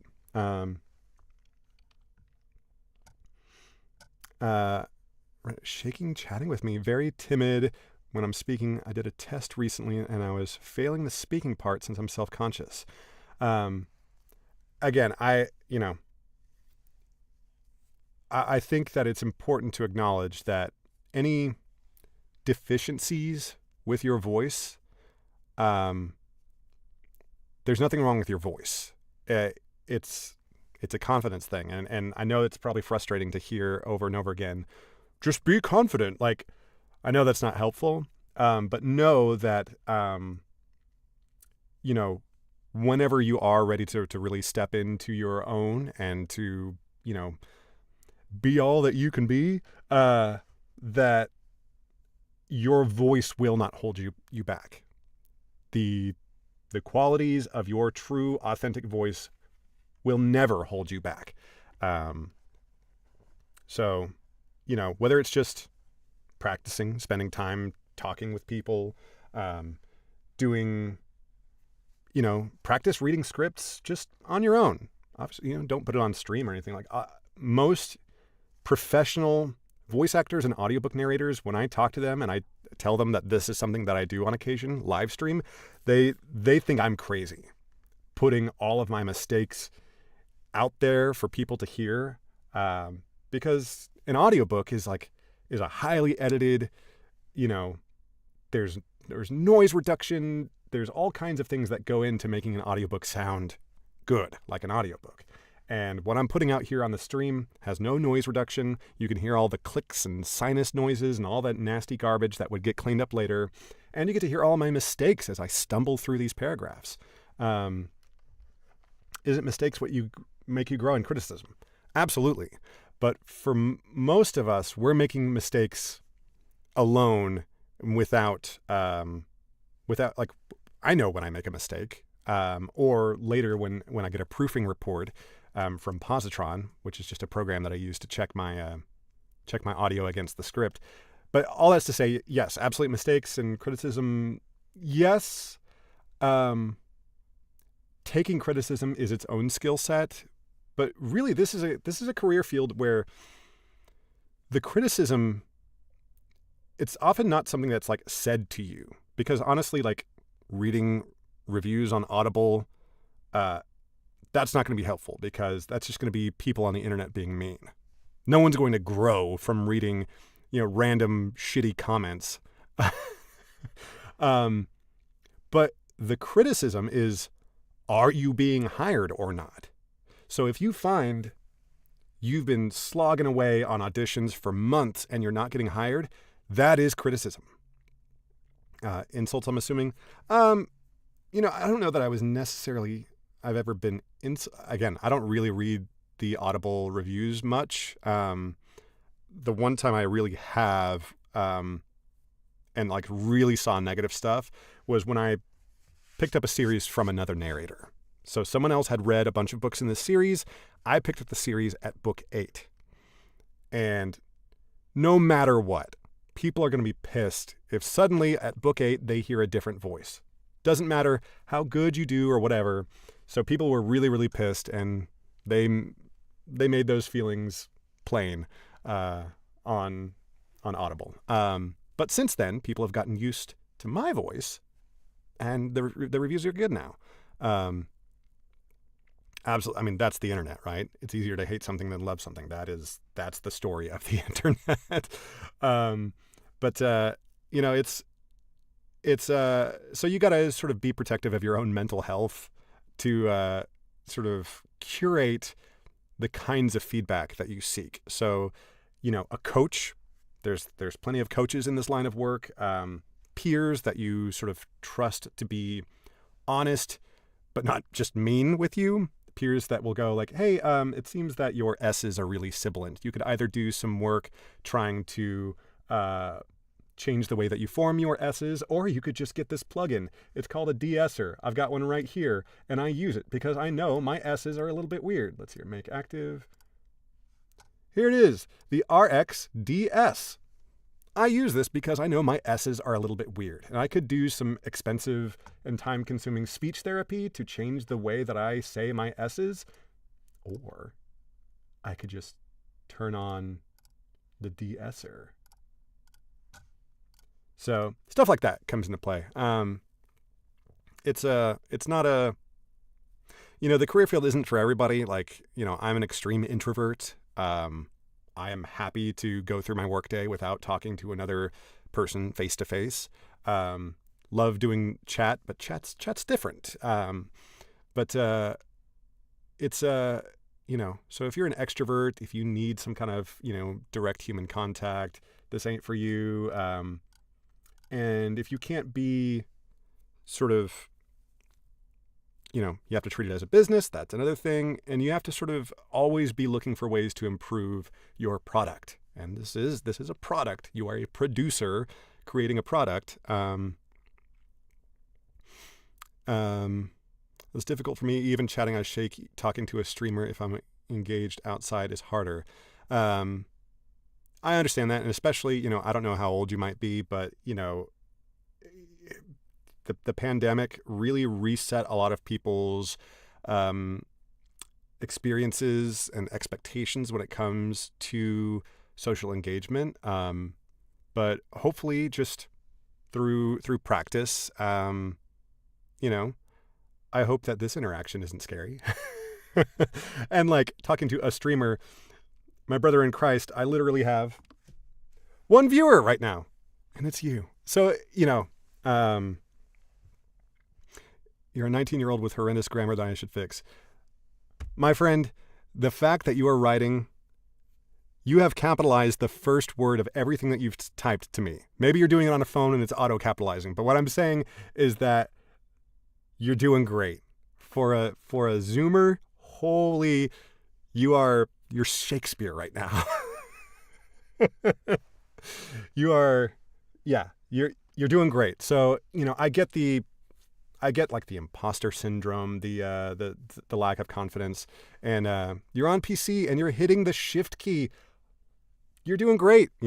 Watching a stream on PC in and of itself is adult behavior. You've got a huge leg up. Yeah. You know, I know it's not very helpful for me to just sit here and gas you up. But you're doing great. And whether it's if you are interested in getting into some kind of voice acting or doing something like that, voice acting in particular is something where vulnerability is an important part of the job. In fact, there are certain kinds of auditions that I won't do on stream because they require just a level of vulnerability that I'm not really comfortable with sharing on stream. Like, I basically want the only person to hear what I'm doing is the casting agent on the other end of whatever file I send off. The people around you tell you not to call yourself this, but I'm going to say it when I mean low self-esteem. I call myself the word that has about 6 words. I'm going to assume you mean letters, and I'm going to assume, yeah. Yeah. No, I got you. I'm going to assume I've got a good idea of what you're talking about. And I'm sure you've heard it before, but, man, negative self-talk is powerful. Self-talk of any kind is powerful. I think we've all been there. We've all engaged in some negative self-talk, but it compounds, it manifests, it makes itself real in ways that have just profoundly harmful effects on your psyche. So if you can, just find small ways throughout your day to flip that upside down. And so I find ways to do that, like whenever I don't know, let's keep it work related for a moment and say, like, whenever I read I just read a whole paragraph. How long is this clip? 40 seconds. I read this whole clip without making a stumble. That's rare. I'm generally, like, every sentence basically has to get read twice. So if I wasn't on stream, I would have been like, I probably would have said something like, hell yeah, I'm awesome. Like, just something as simple as that. Like, it sounds so stupid and cringe to say on stream, which is why I don't say it on stream. But being alone, that's the time to be cringe and gas yourself up. It's okay to do it. And in fact, it's really, really good for your mental health to do it. Obviously there are limits to it. Like, you don't want to be a big narcissist, but I don't think you're in danger of becoming a narcissist just from gassing yourself up a little bit. But even like, man, when I'm playing a game or something like that, if I nail a headshot, not that I really play FPSs anymore, but I don't know, if I nail something, or if I correctly, on first try, correctly plot out my farm on Stardew Valley, I'm the greatest gamer of all time. It's important. You got to gas yourself up because, especially if you're not doing a lot of interacting with other people, if you don't gas yourself up, ain't nobody else going to do it. So you got to be your number one fan. So that's something to ink myself. I don't have anything I can't do. Cringe, write a story, be a streamer, do what I want, including voice acting. I have to start somewhere, but too timid. I mean, I'm 40 years old. When I was 19, I wasn't doing jack shit. I was working crappy retail jobs. I wasn't really playing music yet at that time. You have great grammar. Don't be. When I was 19, I had nothing going on for me when I was 19. Streaming all this new stuff wasn't a thing then. Back in my days, in the olden times. And so, don't be stressed out if things aren't working immediately. Like you're 19. Holy shit. You got a whole life ahead of you. And I didn't even start doing this kind of work until about 5 years ago. So I was 35 and I was fresh out of business school, doing a big business job that I fucking hated. 19, you've got 5 different careers ahead of you in sequence. You're going to change your path so many times, and each one is going to be miserable in some ways and fun and valuable in other ways. You're going to meet cool people. Like, that's life. That's life. What you're experiencing is, I know it's not fun right now, but it's not unique. Everybody experiences what you're experiencing to some degree, and it's not forever. It's not permanent. You'll find yourself in different situations, and it'll all be good to go. I promise you that. Let's see here. I do need to do some work here. So let's take a look at where we are. Success with his mental exercises. He was a lot less worried about... Here we go. He was a lot less worried. That's where I'm going to pick up there. But it's great to have you here. Really enjoyed the chatting here. Recent success with his mental exercises. He was a lot less worried about any embarrassing thoughts slipping out for Fluxy's telepathic abilities to pick up, like it happened the first time she treated... got it. Fluxy's telepathic abilities. Abilities to pick up, like it happened the first time she treated one of these headaches. But Eli wasn't taking any chances and was casually maintaining his protections to keep those stray visualizations of the two of them together firmly trapped inside his mind. Even after the ache in his head had passed, he didn't say anything and simply enjoyed the feeling of Fluxy's massage, her deft fingers sometimes pressing with a gentle pressure at points of tension Eli hadn't been aware of, while at other times she slid her fingers lightly, let's do this quick long roll fix here. You're welcome, just want to talk. Are you a voice actor? I don't know what positions there are in VC, I assume yes or no. So I am a voice actor. I do mostly like commercial voice work, that kind of stuff. I have done some animation, not anything you would have seen.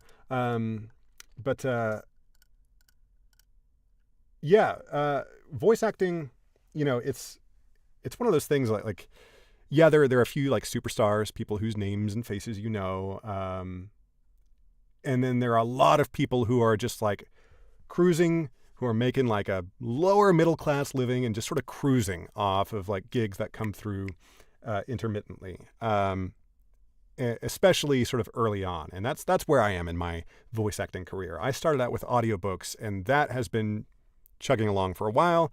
Didn't really start focusing on voice acting, on the voice-over voice acting side of things until about 2 years ago. I really started putting some time into it. And in that time, I've gotten an agent, and I've gotten some really cool gigs. And it's great when they come through because it's a better hourly rate than audiobook narration for sure. But it's a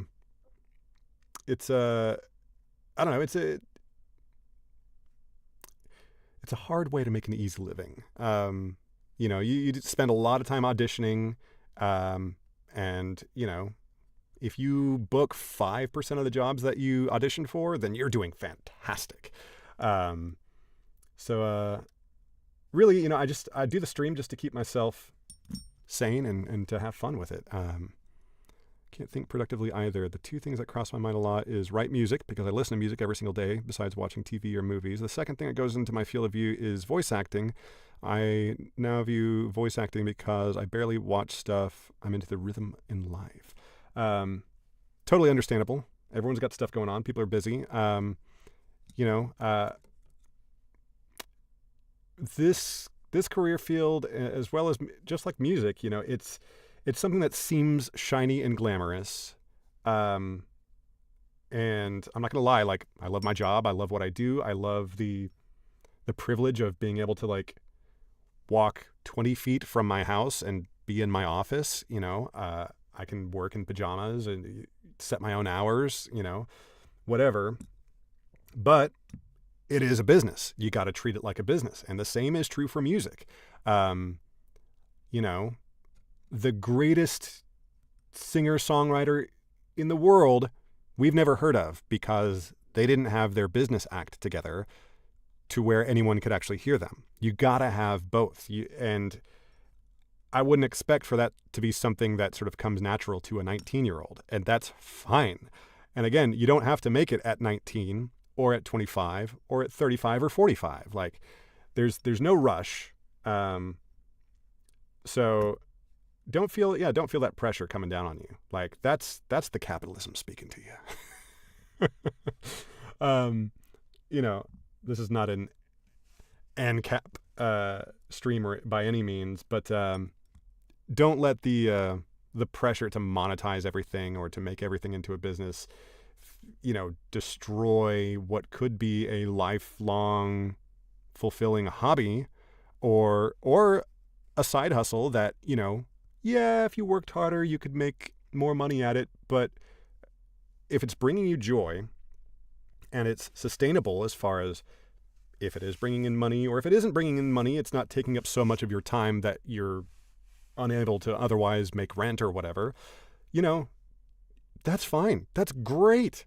For me, voice acting is like that. Like if all of my other income went away tomorrow, and I forgot where I heard this, but basically I shouldn't do something for money, but what my core wants. Yes, and we also need to eat. We live in a society that universal basic income isn't a thing. If you lived in Ireland, they just did artist grants, a big artist grant program. All of that could work. But if you're American, which it's the internet, so I assume you are, just the default is that you're probably an American man. So I apologize if neither of those are true. But the drive to monetize everything, I agree, is bad. But at the same time, we got to live. So balancing, again, for me, voice acting, if all of my other income went away tomorrow, I would be in trouble, because voice acting is not enough for me right now to pay the bills. Now, I would figure out a way. I would turn the overburners on. I would start sending a lot more emails. I would figure out a way to make it work, I hope. Can't really book many voice acting jobs if you live under a bridge. But right now, for me, that's what voice acting is. It's something that I enjoy. I love getting the work when I get it. But in the meantime, it's not really making me too much money. And so it's just something I enjoy, and it's something that I do, and it doesn't take up so much time that I can't do my regular real money makers, which are video editing, audiobook narration, podcast work, and music. Out of my 5 streams of income, the 5th being voice acting is the smallest.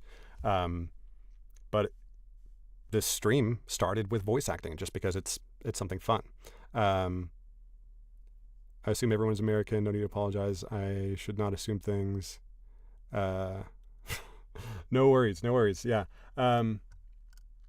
Yeah, this is a, again, it's one of those industries that seems really glamorous. And so a lot of people try to jump headlong into it. They go and buy a cheap microphone, and they buy the weird little microphone shield because they heard that will kill all the echoes in their room, and it doesn't. And so their stuff sounds bad, and maybe they drop out at that point and they go oh, I tried voice acting, but it didn't work out. Or maybe they keep going and it ends up working. The attrition rate, which means the rate of people who try to get into it and then wash out, they end up not doing it long term. The attrition rate for audiobook narrators is something like 90%. And that's a similar attrition rate in a lot of career fields.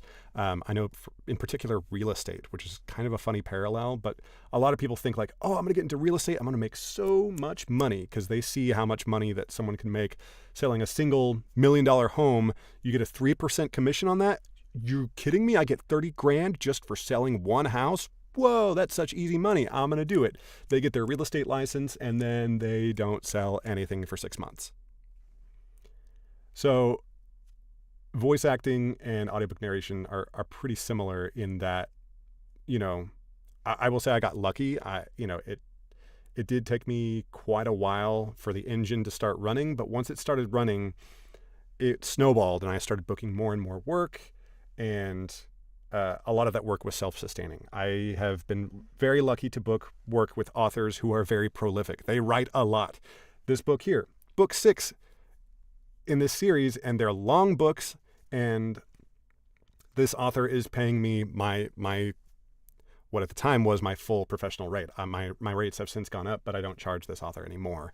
We stick at the rate that we agreed to a few years ago. But and all that's, treating stuff like a business. Like, I could run things more efficiently. I could spend more time marketing and, updating my website and doing all kinds of social media, but, I don't, and I'm doing fine. You could always be doing stuff better, but sometimes good enough is good enough. Points of tension Eli hadn't been aware of, while at other times, where is that? There it is. While at other times, points of tension Eli hadn't been aware of, while at other times she slid her fingers lightly through his hair in a wonderfully distracting manner. Maybe someday, when Flexi wasn't Eli's counselor, they could explore whether something more permanent might grow between them. But that would mean his evolving to a prime, which seemed far away since that would make...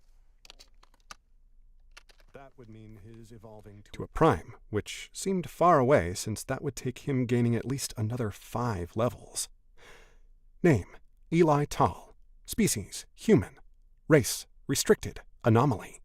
Level, 19. Body evolution, high initiate. Abilities, identify, mid initiate. Mana sight, high initiate. Healing, peak initiate. Flamethrower, mid initiate. Life sight, mid initiate. Life sight, mid initiate. Aura sight, high initiate. Modifiers. Qualifications, inscriber, apprentice. The two of them had reviewed Eli's updated status screen earlier. Ooh, let's read that better. Inscriber, apprentice. The two of them had reviewed Eli's updated oh my god. The two of them had reviewed Eli's updated status screen. Little tongue twister here. The two of them had reviewed Eli's updated status screen earlier. Including how he'd gained 2 levels, while some of his abilities and body evolution had progressed a bit, seemingly proving once again how living through some truly horrendous situations in this magical reality could lead to impressive results. Of course, Eli was quite aware that he shouldn't be alive to have... Let's get this real quick here. This long roll, where is this? Two of them had... Okay, here it is. And make that cut here, I think. The two of them had reviewed Eli's updated status screen earlier. Cool. Okay. Could lead to impressive results. Of course, Eli was quite aware that he shouldn't be alive to have such a thought, following his battle with Baruta all those months ago, at least not based on what Wolf reported. The older man had admitted to being groggy from his own injuries at the time, but he'd been adamant about seeing Eli's broken remains just before they vanished, and most people didn't tend to survive being nearly decapitated. Fluxy didn't have a great explanation either for this apparent miracle, though her current theory was that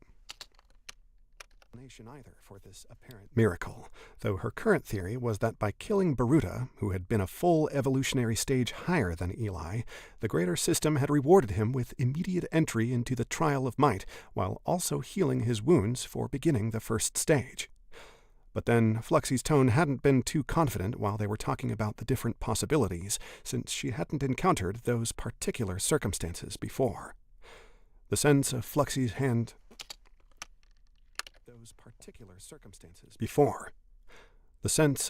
hands lifting away from Eli's head helped him shake off his wandering thoughts as he sat up a bit straighter in his chair. "How do you feel?" Fluxy asked, one of her hands lightly touching Eli's arm in passing as she stepped out from behind his chair. "Like I could go for another round of that treatment any time you're willing," Eli replied honestly, looking up at her with a grin. "But seriously, I feel amazing, thanks to you." Fluxy made a little throwaway gesture as if it were nothing as she walked back to her chair, yet the woman's bright smile was revealed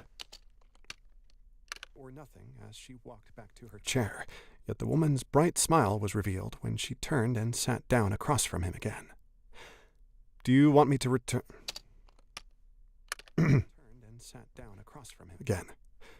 Do Did you? She turned and sat down across from him again.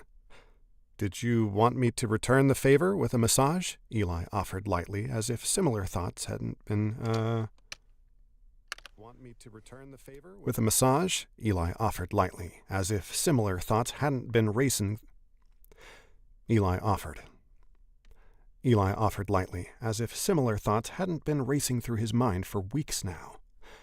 I promise to keep it professional, like rubbing just your shoulders and above, since I have to imagine all the stress from your job has you pretty tense, he added in his most reasonable tone. None of Eli's visual abilities. Hope you don't think I've ghosted you. I'm still here trying to write something that's very long. No worries. I'm just working. I'm working. Let's see here. Eli offered Eli, let's come here and go here. Return the favor with a massage? Eli offered lightly. Let's keep that gap a little longer. With a massage? Eli offered lightly, as he added in his most reasonable. Here we go. Most reasonable tone. Here we go. He added in his most reasonable tone. None of Eli's visual abilities had ever worked on Fluxy, as Manasight always showed a faintly iridescent color surrounding her body like a skin-tight barrier made of rainbows. But she'd let slip a few hints about how rough the work could often be with some of her other clients, and Eli had seen ample signs of the woman's slight tension for much of their meeting today, making him genuinely interested in helping her relax a little. Still, Fluxy didn't immediately respond, with the woman's pale orange eyes studying.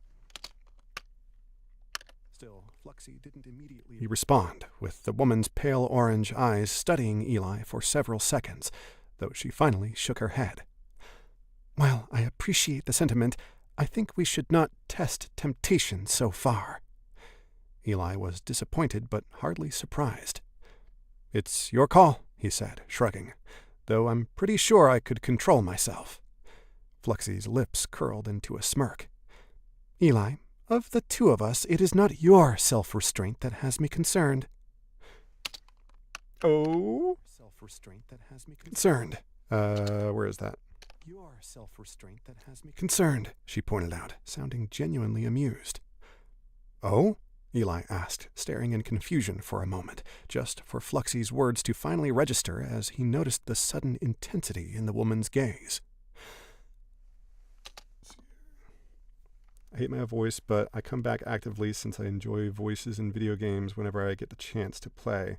When it comes to spending money, though, I don't think buying accessories is a smart financial choice because I don't know if I'll enjoy myself, and it turns out what I thought I'd like to be a nightmare.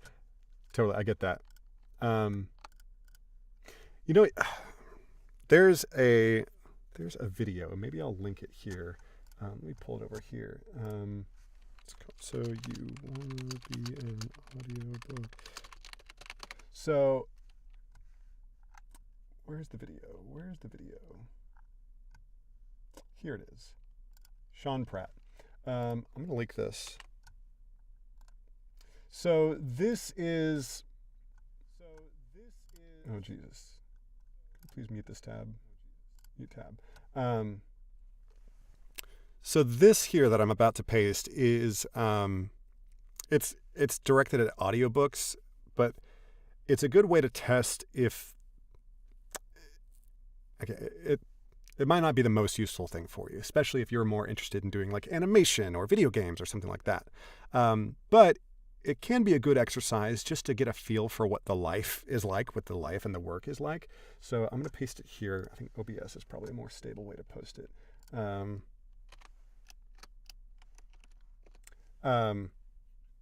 And basically, you do not have to have any special equipment to just give something like this a try. Just your phone microphone. Obviously, it's not good enough to like submit like finished work, but it's good enough to sort of play, try some things out, do some voices, read some scripts. If you, there are plenty of places that you can go for scripts. If there's a video game or some kind of animation that you like, just search for that show plus the word script and try reading it. Just see what it's like to read it.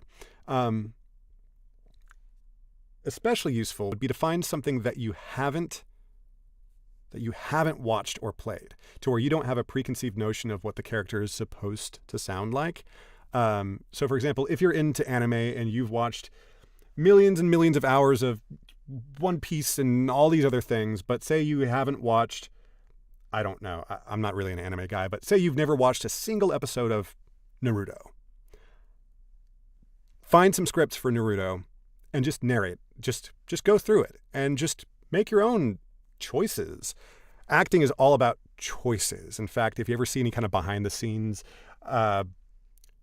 actors will be like, that was a hell of a choice. And their choice of the word choice is very specific. Acting is about choices. And not making a choice is usually a bad choice. I read in my head, at the time, one of my guilty pleasures, Wattpad stories. I don't know that. Don't know how I got there. I hate revealing this. It's something I also consider cringe. Nothing on the internet is cringe. There's a funny line I saw somewhat recently that says, "Do not try to kill the cringe. Kill the part of you that cringes." Like, I don't know. Maybe it's just because I'm a millennial, but like, I know that like there's so much stuff that millennials were into that like is cringe, but it's okay. It's okay to be cringe. So I'm not sure what Wattpad is, but it sounds like it's probably some kind of distributed writing type project. I'll look it up here. Wattpad, where stories live. You know what this sounds like to me immediately? It sounds like SCP, which is basically this same thing, but strictly for spooky creepypasta type stuff.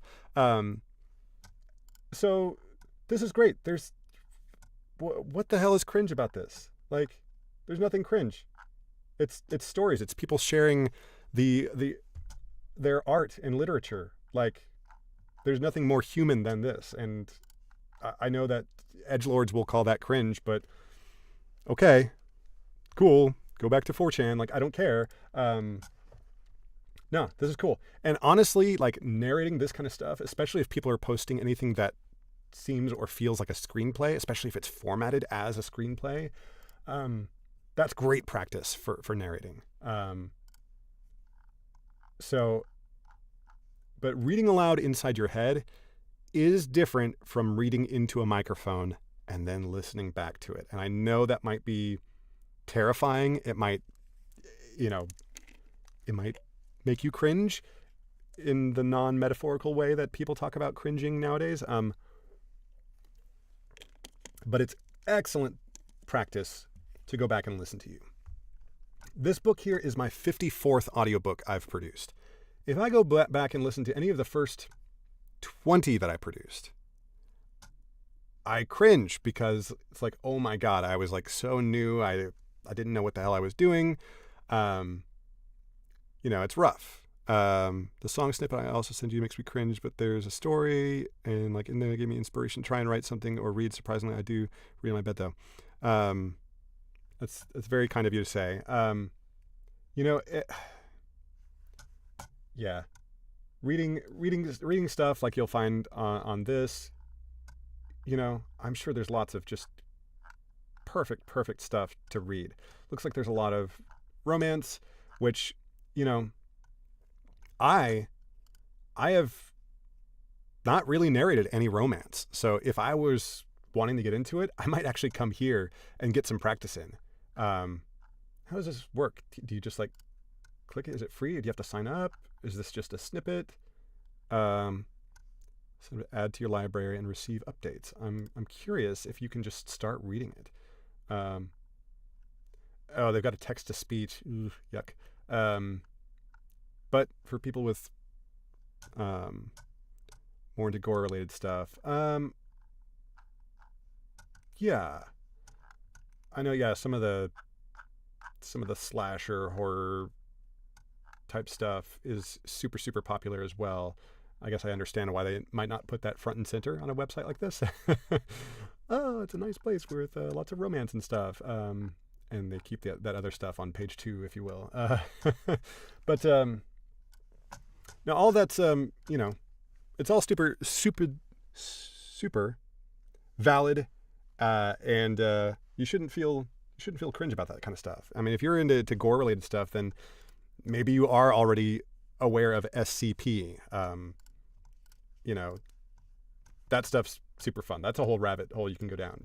In fact, there was a brief time that I considered trying to. This is the SCP Foundation.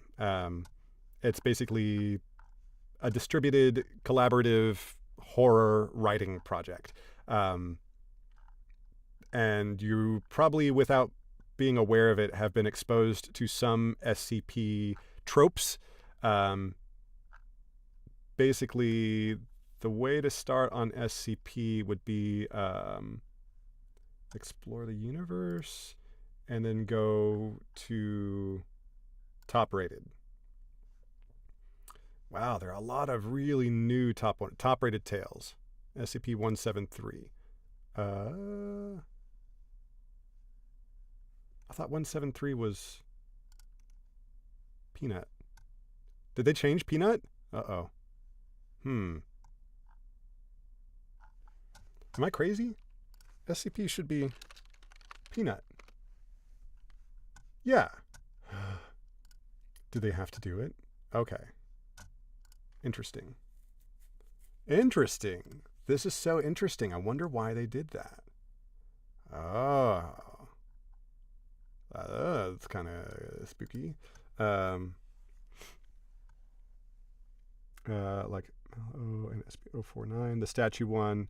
This SCP-173 is the statue one. So yeah, if you're ever watching someone play a horror game where they've got like in Lethal Company, it's the coil heads where like they stay still so long as you're looking at them, but if you look away, they zoom towards you. So people will call those coil heads. They'll call them weeping angels, which I think is a Doctor Who reference, or maybe it's something like that. They might call them SCP-173, which he also is affectionately referred to as Peanut for reasons related to the art that used to be associated with this article.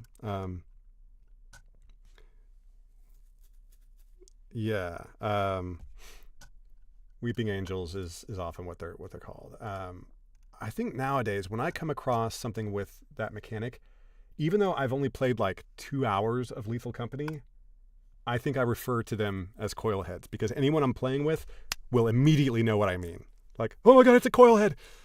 Like even if it's a game where it's a different kind of creature, but it has that mechanic, like they'll know what I mean when I say it's a coil head. They'll know like, oh god, we're dealing with coil heads.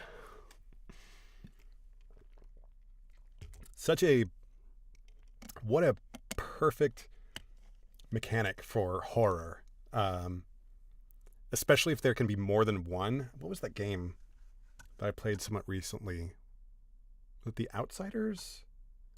Let me bring this over here. It was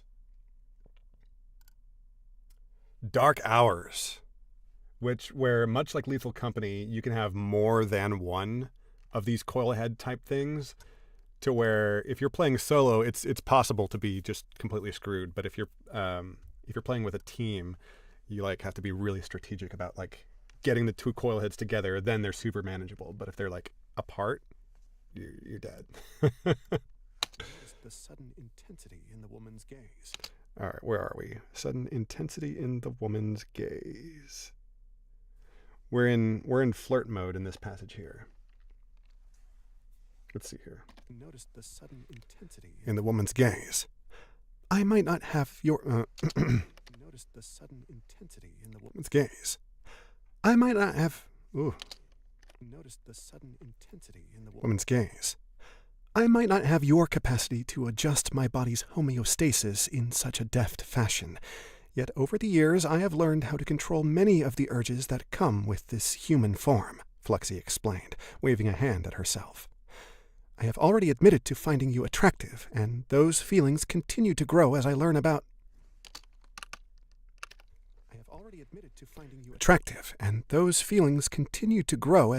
more about who you truly are. But at least when I am treating your mental fatigue, I am able to convince myself that is somehow a part of my duties as your counselor, in spite of how my other clients have never received such care, she noted wryly. However, those flimsy justifications would certainly not extend to what you suggested. So regardless of how much I yearn to feel your hands upon me, I dare not take the risk. Eli couldn't help grinning, despite the gentle rejection, feeling hope kindle in his chest. All right, I won't. Feeling hope kindle in his chest. Where did this go? Where did this go? Feeling hope. Where did this go? There we go. Feeling hope kindle in His chest. All right, I won't push, but just know my offer still stands if you ever change your mind. Fluxy nodded. Perhaps someday, she murmured somewhat wistfully. Eli's talking here. Your voice is very good. How far is your range? Are you talking about like pitch, like high and low? Because that changes almost daily and time of day. But my vocal range is on a piano. Typically, it's an E3 up to, let's see here, like the A4, I think is what that is. Or maybe that's A5. It's not huge. It's not a huge range. But it's, you know, for audiobook narration, you don't need to have a big range. There are many narrators who get away with like a very, very narrow range, and just through diction and emoting otherwise, they're able to tell a compelling story. Which is to say, you know, for like female characters, you'll notice I'm not like super pitching my voice up for this female character in this scene. I'm just adding a little bit of breath to the voice, which is, that's how you should do it. You shouldn't be doing crazy pitch things for voicing disparate genders and stuff. The only time I ever do crazy pitch things with my voice would be like if I'm reading a sci-fi and there's an alien that very explicitly has some kind of like pig squealy sound or like really deep gravelly bear sound or something like that. But generally, narration is a marathon. Just hours and hours and hours of reading. So you need to be doing 90% of your narrating within your comfortable natural speaking range. If I were trying to sound extra deep, like my voice would fatigue much more rapidly and I wouldn't be able to work very much. So just talking like I'm talking to you now, basically narrating in this range, is the only way to work. Doing anything else would just be a recipe for disaster, and I don't want that. So let's take a look here. Where are we? Someday. Cool. Someday, she murmured. Somewhat wistfully. Did you want a refresh on your drink? On your drink, not that drink. She murmured. Wistfully. Did you want a refresh on your drink? Eli asked, changing the subject as he pointed toward the nearby table, where their silvery cups still sat. We have what's left of the first two and another bottle to open, plus all those snacks for you to sample while we talk about the other tasks for today. What's left of the first two and another bottle to... Let's reread that whole line again. Where their silvery cups still sat. We have what's left of the first two and another bottle to open, plus all those snacks for you to sample while we talk about the other tasks for today. Fluxy's expression eased with her slight smile. Thank you, Eli. I would enjoy more of that fiery libation you brought while we discuss the other... Weird click coming out of my expression eased with her slight smile. Thank you, Eli. I would enjoy more of that fiery libation you brought while we discuss the other tasks I am currently undertaking on your behalf. Eli's grin widened. Sounds like a plan, he said, getting up from his chair. ... That's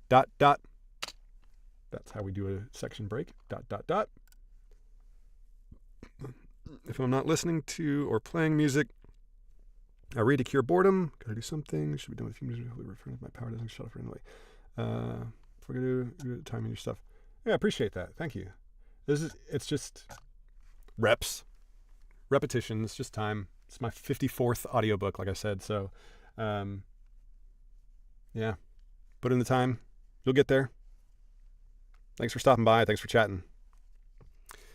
All right. Arshad is in this next scene. Who the hell is Arshad?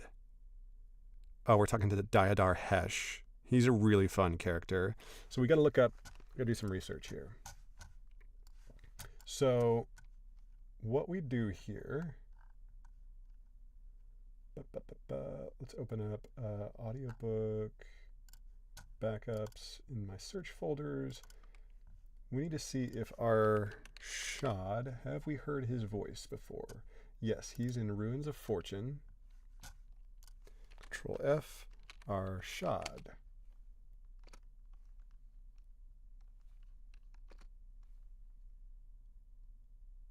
Okay. Here he is.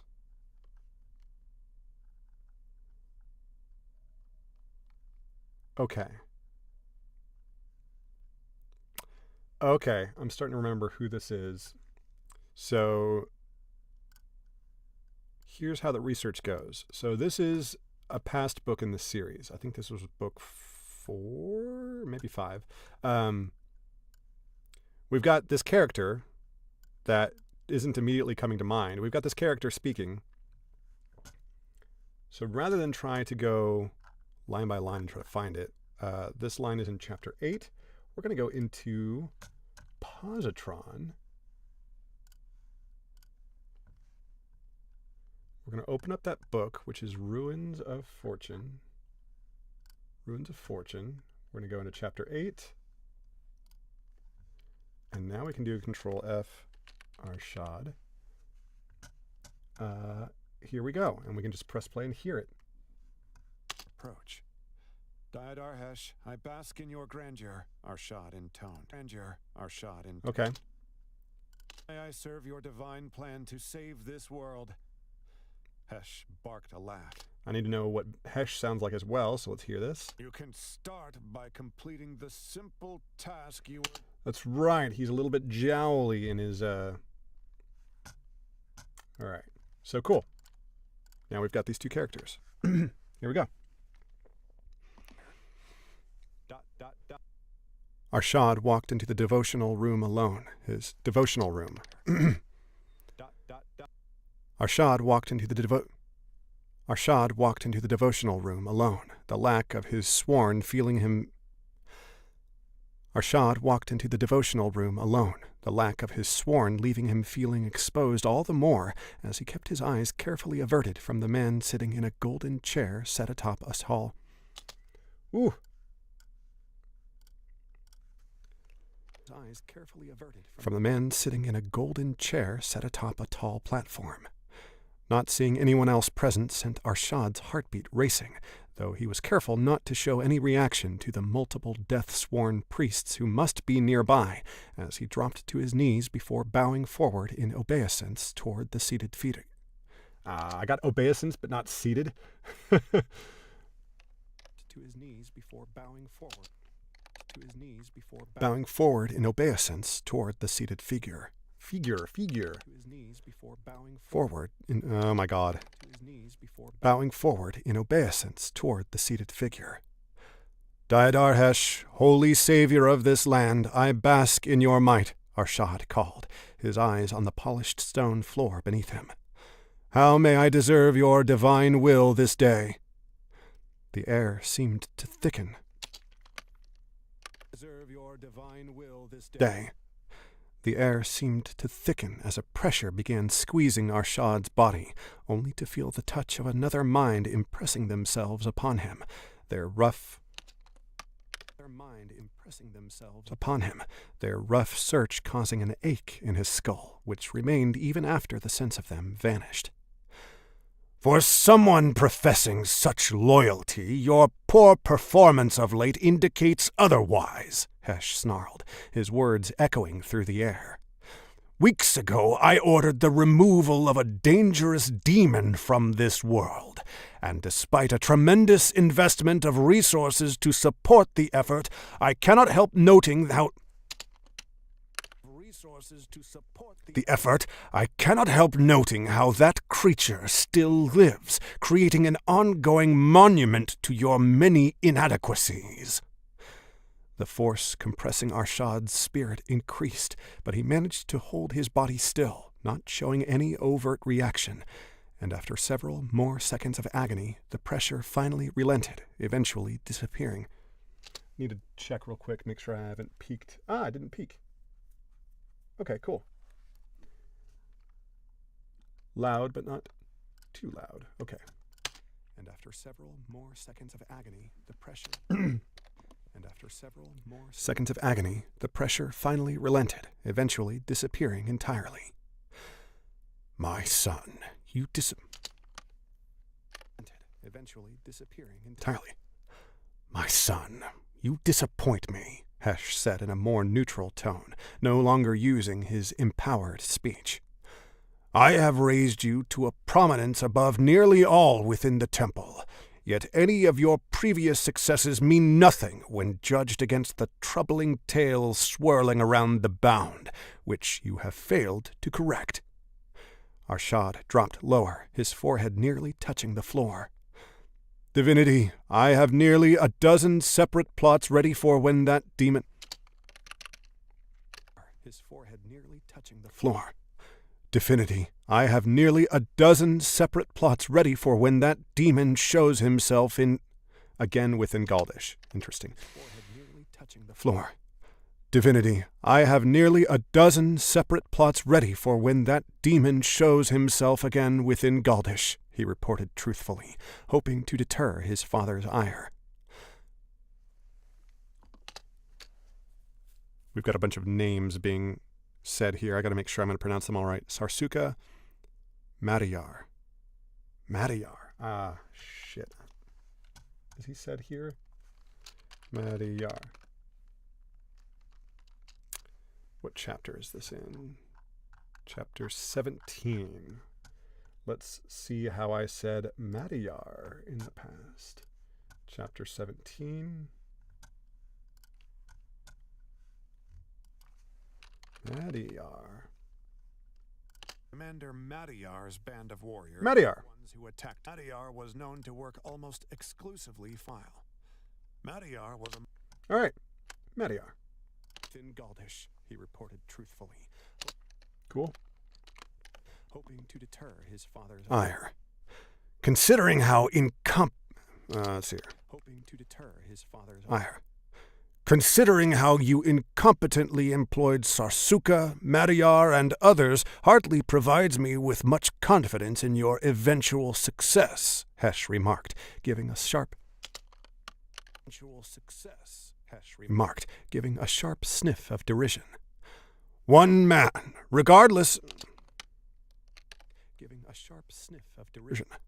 One man, regardless of his protections, should not be capable of escaping the honored spirit's reckoning, leaving your ineffectual efforts all the more embarrassing in supporting the temple's supremacy across this darkened world. Arshad's body stiffened, but he didn't dare point out how Sarsuka's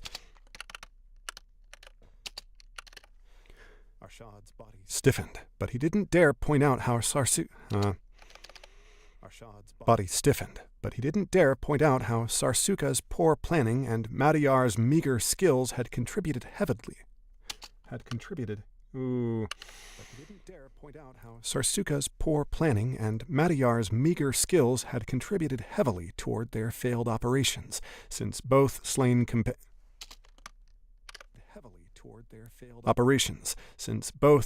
commanders had once answered directly to Hesh, so the man likely wouldn't react well to such arguments.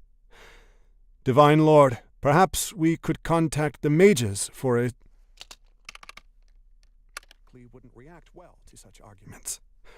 Divine Lord, perhaps we could contact the mages for assistance, Arshad asked instead. A little short. Contact the mages for assistance, Arshad asked instead, knowing several of them had proven useful in the past. I recall their claims of having powerful techniques for smiting anyone foolish enough to cross them, So perhaps they would be amenable toward helping our pious forces send that demonic creature beyond life's veil? The temple generally... Demonic creature beyond life's veil? The temple generally didn't encourage employing outlanders, especially within the Pantheon Alliance's borders.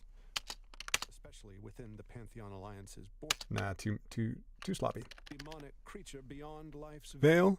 Here we go. Demonic creature beyond life's veil? The temple generally didn't encourage... Come on. Demonic creature beyond life's veil? The temple generally didn't encourage employing outlanders, especially within the Pantheon Alliance's borders, as such individuals were almost invariably untrustworthy, their often heretical beliefs making them highly suspect. But the threat posed by Eli Tall was surely great enough for the Bandaroks to ignore such niceties. A heavy weight seemed to fall upon Asha. What have you missed? Me stumbling a lot while trying to read. To ignore such niceties. A heavy weight seemed to fall upon Arshad's spirit, the sudden pain drawing an involuntary gasp from him, even as he dropped the last few centimeters, sprawling across the floor in a vain attempt to alleviate the pressure pushing down upon his body. The mages no longer respond to my missives, presumably thanks to your mistakes at Bishal, which resulted in one of their own dying to that abomination, Hesh bellowed, the thundering echoes of...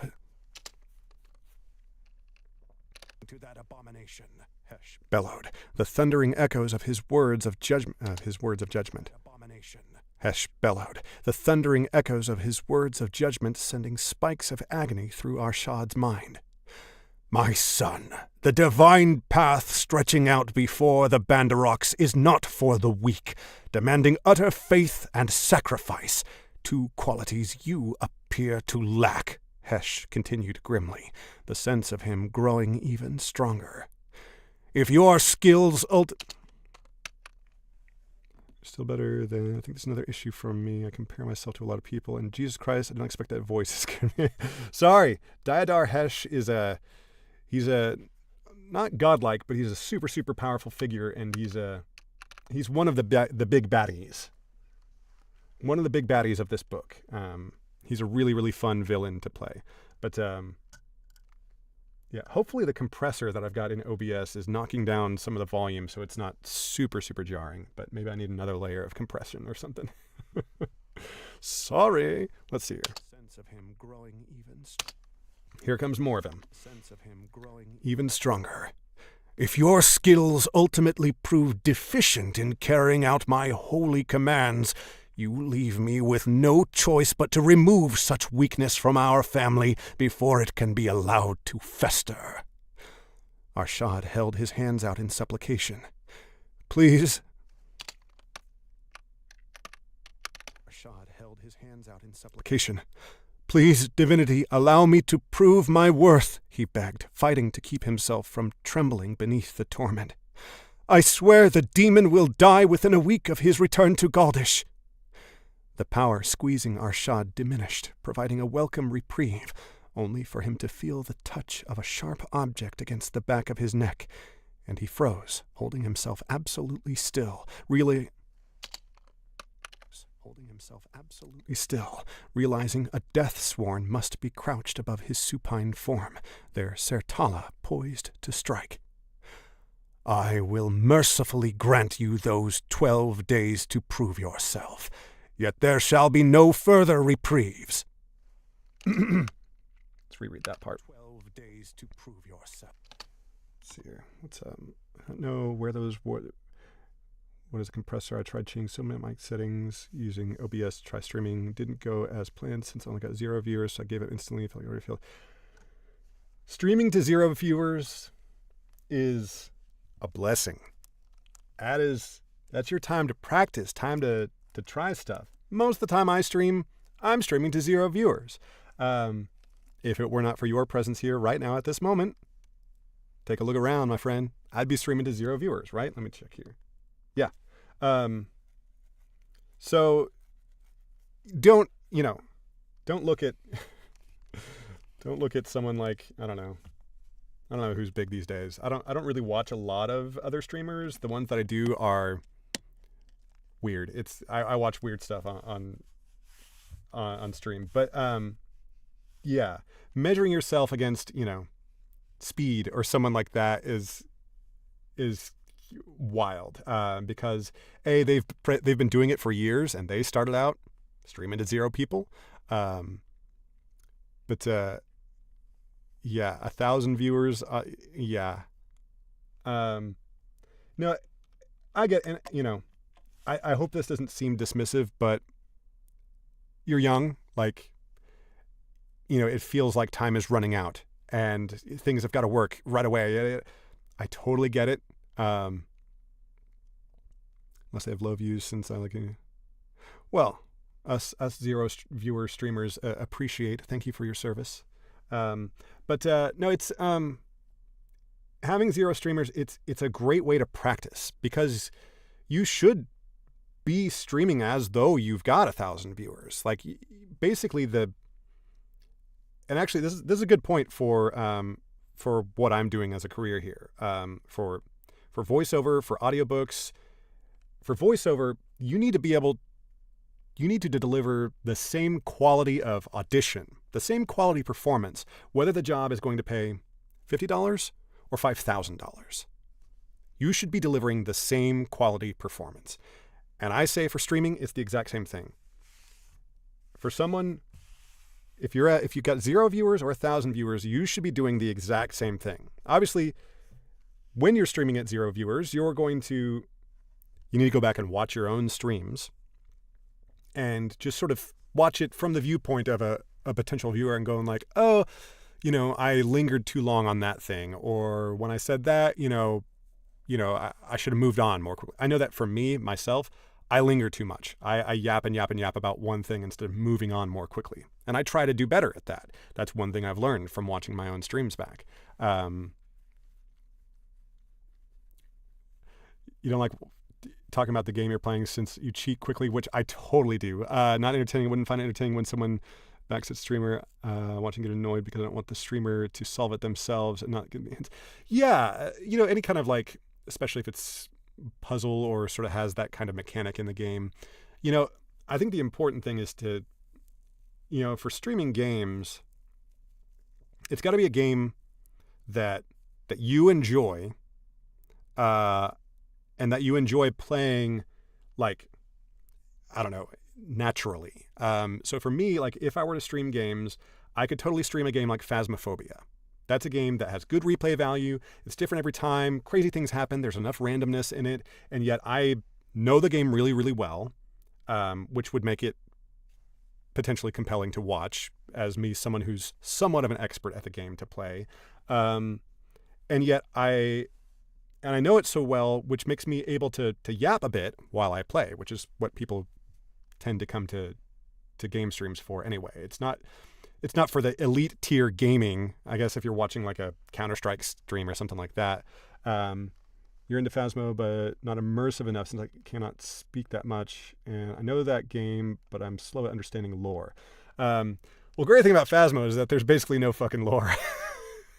They just dropped a bunch of assets into a map. No, they're working on lore. They're trying to work on lore, but no, for deeper games, like I probably wouldn't play a game like The Seance at Blake Manor. I probably wouldn't play that blind. Return of the Obra Dinn, I wouldn't play that blind. What's another one? The Golden Idol games. I wouldn't play those blind, because those games, like, inevitably you hit a little bit of a roadblock and you just feel like an idiot, and it's like, okay, do I pull up a guide on my second monitor and try to, lie to any potential viewers that, like, I am this clever and I figured it out on my own? Like, I don't know. Those kind of games, like, it is good to play those when you have an audience so that you can kind of rely on chat to help you through a little bit. Poppy Playtime. Totally. Markiplier, I hated it. Interesting. I know, so the only, like, I guess traditional gaming streamer that I do watch pretty regularly is Insim. He's a Dutch guy. He plays a lot of Phasmophobia, and I know he's been playing the Poppy Playtime series. I've seen a couple of those, And he seems to like the series. I have not seen him play Chapter 5. I know he has. I've seen the thumbnail, but yeah, trying to play a game like that blind on stream, that wouldn't be for me. Like, I think I'm pretty emotive as far as like receiving jump scares. I think that like that might be entertaining, but as far as like the frustration as a viewer of watching a streamer like stumble through a game and like maybe not finish it, like, God, that would be frustrating as a viewer. And so I know that about myself. He was rambling about it. Yeah. That's interesting, you know, because those games, like, it seems to be like, all right, let's introduce like an interesting mechanic for this new area, this new monster or whatever. So maybe they just ran out of clever ideas. I don't know. You know, yeah, the internal demons, I get it. And, you know, maybe that's why just flipping your mindset and viewing, like I say, streaming to 0 people as the best possible practice you can get. Because, number one, it's low stakes, but it is real. Because you are alive, but it's low stakes. So it's kind of like having a tightrope 1 foot off the ground. You're still walking a tightrope. Like, you're still exercising all of the balance skills and all of that stuff. But if you fail, you just step. Like, you're not gonna die. You're not gonna get hurt if you fail on that 1 foot tall tightrope. That's just off the dome, this metaphor. But I'm gonna remember this metaphor because I think it's a good metaphor. So streaming to 0 or 1 person or whatever, like, it's such good practice. You really get to get it. Again, it's a reps thing. You got to put in the reps. My first stream, I did an entire stream where I had no audio coming through. I was just mute the entire stream.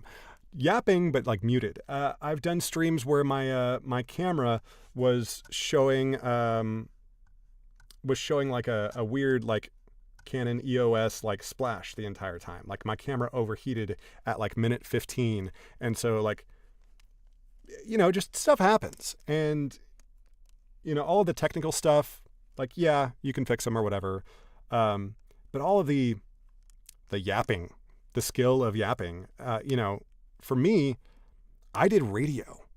I was a live radio DJ in the military, years and years and years ago. And so, like, even though I'm a mega introvert, it gave me an opportunity to, with a pretty high tightrope, because that military radio station had an audience of about between 10 to 30,000 people. It's kind of hard to tell. But there were thousands of people listening to me. And granted, like, what I was doing wasn't super serious, and it wasn't like I was live constantly because I was playing songs and stuff like that. But I'd have to come out live and be like, you're listening to The Source AM 1575 right here, Masawa's own. Up next, we've got the new Chris Brown. Doesn't he suck ass? Obviously, I couldn't say that last part, but I'd have to play Chris Brown songs. Even though, like, I personally think he's a piece of shit human and that no one should give him the time of day, I'd have to, like, suck it up and press play on his songs, and then I'd get to take a break.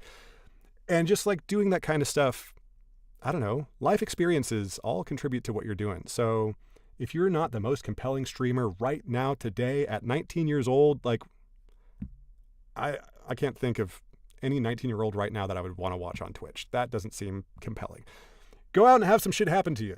Have some life experiences and bring those to bear. You know, what I bring to bear on this stream when I'm doing narration and stuff is that sort of, a lot of voice actors and narrators would call it baggage from having a radio background. There are a lot of habits you have to unlearn from radio when you get into this. And, you know, when I'm doing for my gaming channel, which I keep completely separate from here, for my gaming channel, I really lean on, like, the military background. Like, hey, I was a propaganda artist in the military. That's basically what my job was. Yeah, Chris Brown is the one who, like, beat the shit out of Rihanna and other women, I guess. But I wouldn't like your favorite musical artist. I'm not saying I wouldn't like young musical artists. It's but I do feel that when it comes to music, like, you got to be saying something. You got to have something to say other than just like, I love you. Like, that's not appealing to me. If it's just like a simple love song, like, okay, like, no. But if it's a love song where there's like some tragedy and some heartbreak and some, some crazy shit that happened, like, hell yeah. That's the way that I write songs. I write songs that are heavily influenced by my time in the military, by, I'm 40 years old. I'm divorced. I've experienced death in the family. I've experienced all kinds of shit. And you got to bring this stuff to bear. You just listen to 4 people. That's fine. At age 19, that's fine. I'd recommend broadening your horizons.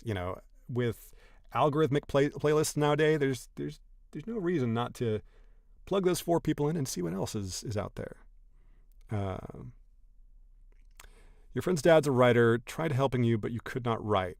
I wouldn't worry about that. Not everybody works well collaboratively. For music, I do not work well collaboratively. Like, I've never found it to work well. It's just not for me. Now, I do like to produce a song and be like, hey, violin player, I don't play violin, but hey, violin player, play me a part on this.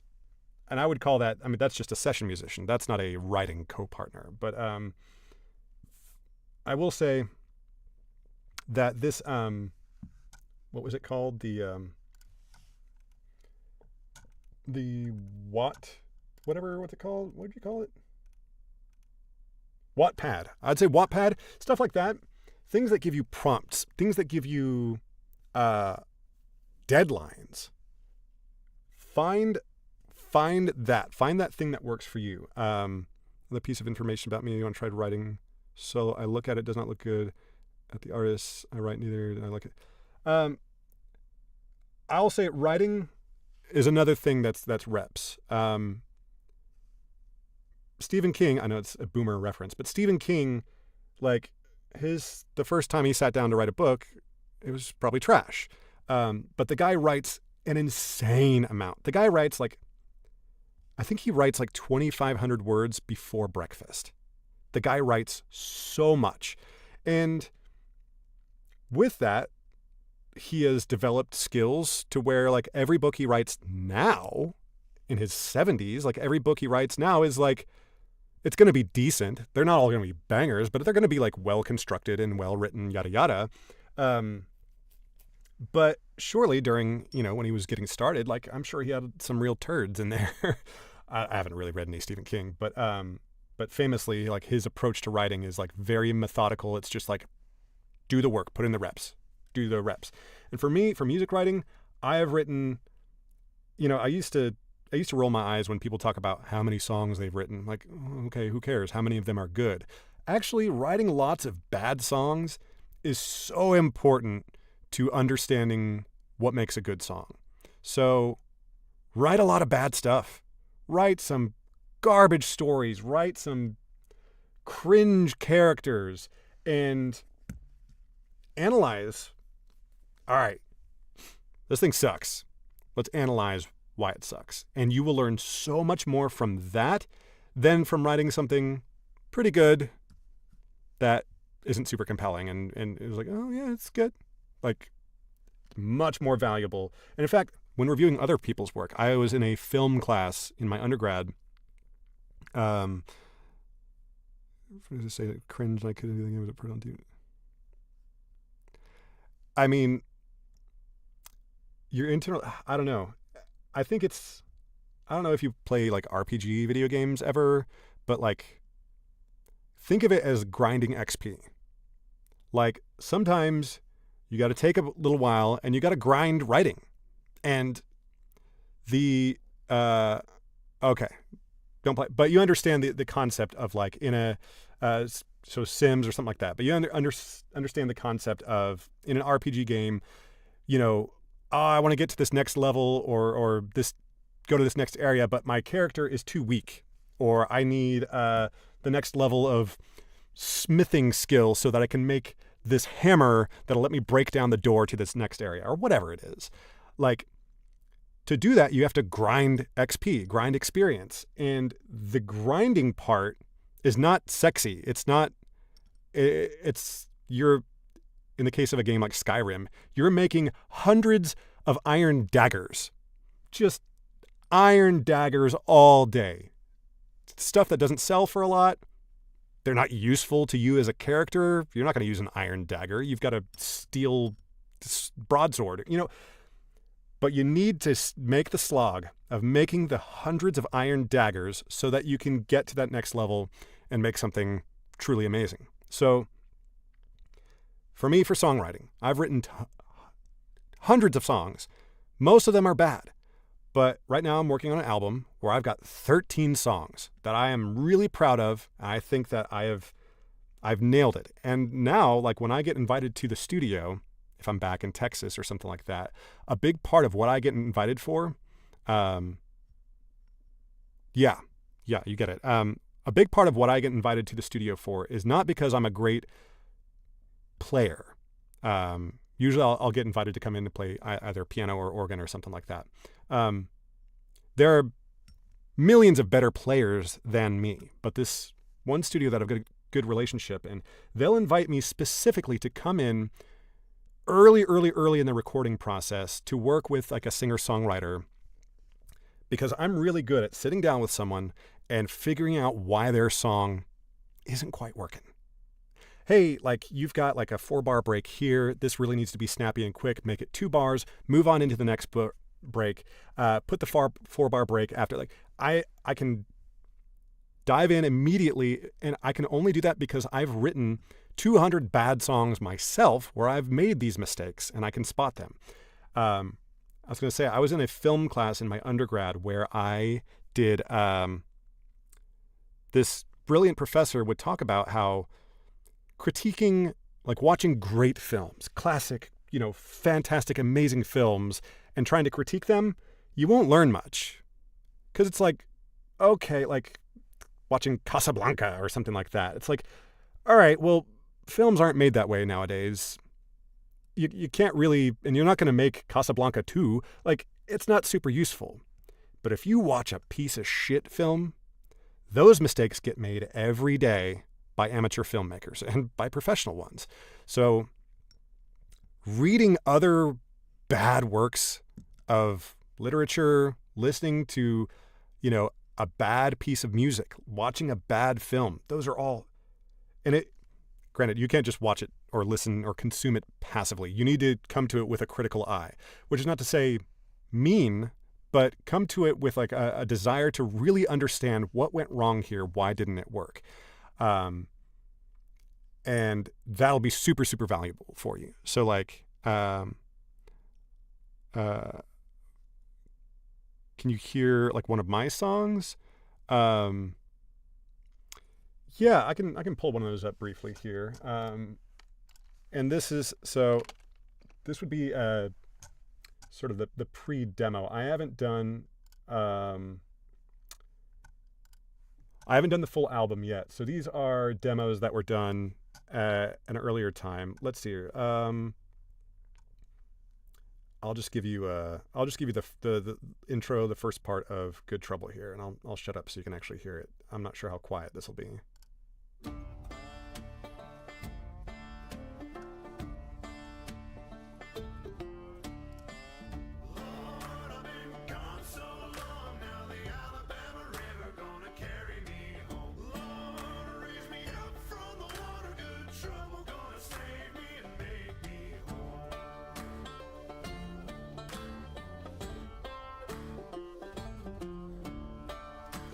So there you go.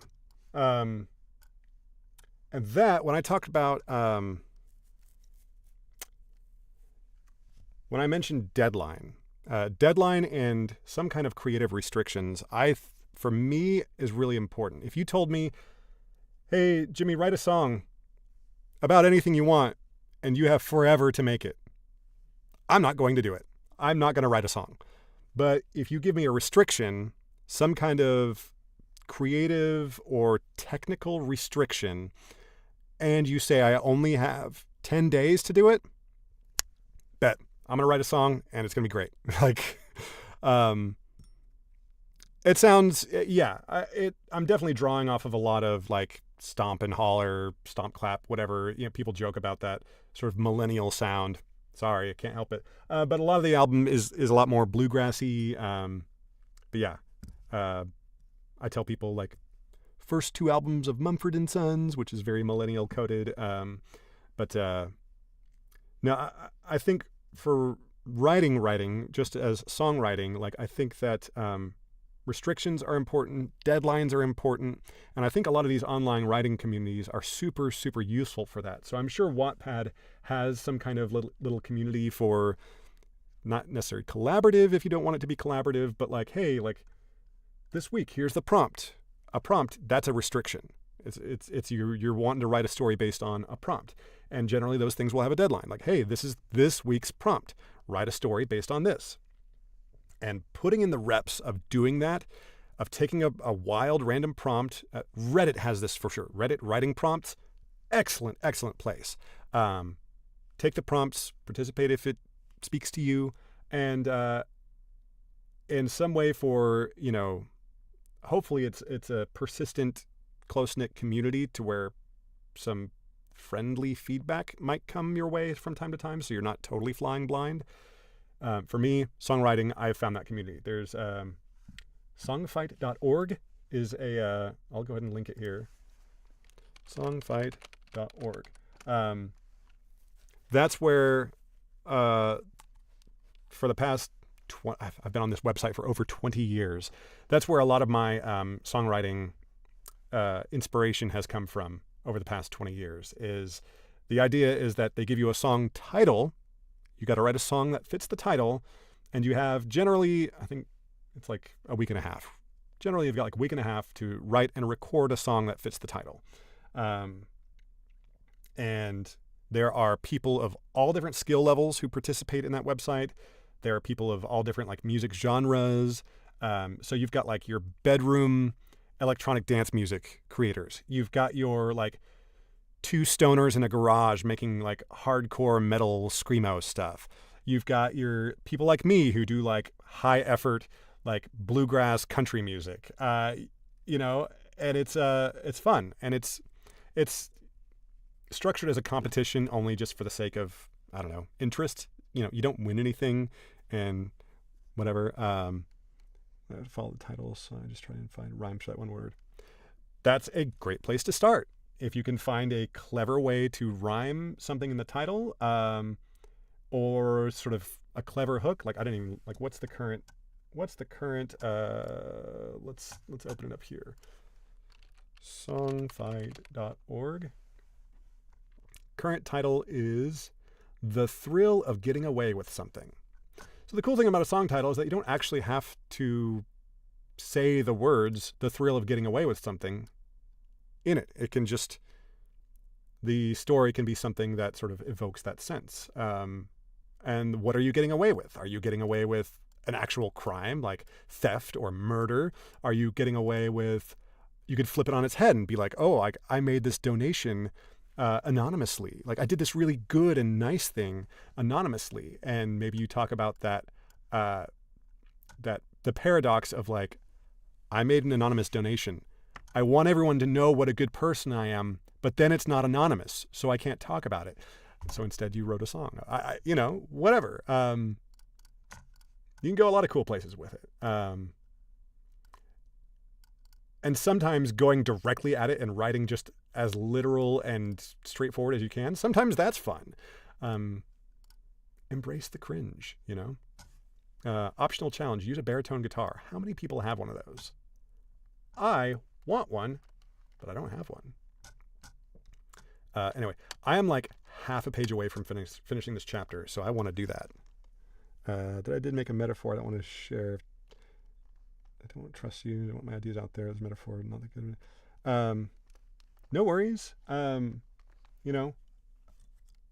think definitely write it down. You don't want to lose stuff. So I've got like little musical snippets that, whether it's in your phone notes app or whatever it is, like keep those snippets, because later, you could spin that off, like you say, into multiple different ideas. It's a great way to work. I do that for music for concepts for simple like little rhymes or turns of phrase that I think like that would make a great hook. I just don't know. I don't have a song to put that in yet.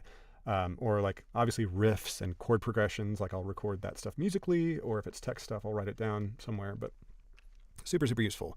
But I've got like half a page left here, so we're gonna do this. 12 days to prove yourself. Yet Okay, here we go. 12 days To prove yourself, yet there shall be no further reprieves. Harsh. Hesh is his name. shall be no further Reprieves, Hesh firmly warned. Make no mistake that reprieves. Hesh firmly warned. Make no mistake, either that demon is dead within the allotted time provided, or I will impose his doom upon you to answer for your many failures. The remaining weight lifted away from Arshad's body as the tingling touch of the death-sworn's blade disappeared, and he was quick to bow forward, hiding any resentments churning inside him while touching his forehead to the stone floor. Diadar Hesh, touching his forehead to the stone floor. Diadar Hesh, I live by your divine commands. Arshad. I live by your Divine commands, Arshad respectfully acknowledged, knowing he had to kill Eli Tal soon, no matter the cost. And that's the chapter. Let me listen to this last line. I live by your divine commands, Arshad respectfully acknowledged, knowing he had to kill Eli Tal soon, no matter the cost. Yeah, that's fine. Cool. All right, let's mark my time down here. That was 28. Really good ratio. I need to start recording earlier in the day more often so that I'm not struggling. 43 chapters and I'm only 5. Ugh. That's brutal. All right, let's take a look at anything over here. What's up, David? What do we got over here? Who moved my cheese? What are you talking about?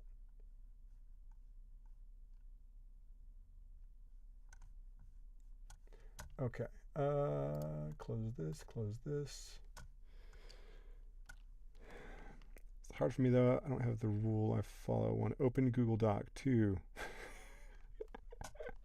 stare at it. 3, anger didn't turn out like someone's finished art. 4, scrap it.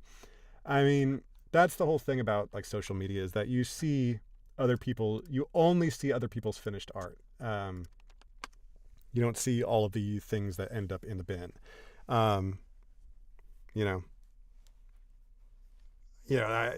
know. I don't know how many more times I can like rephrase it, but it's something that everyone struggles through. You're not alone in these feelings of inadequacy and feeling like you're not good enough and all this stuff. But just know that it comes with time. It comes with sustained effort.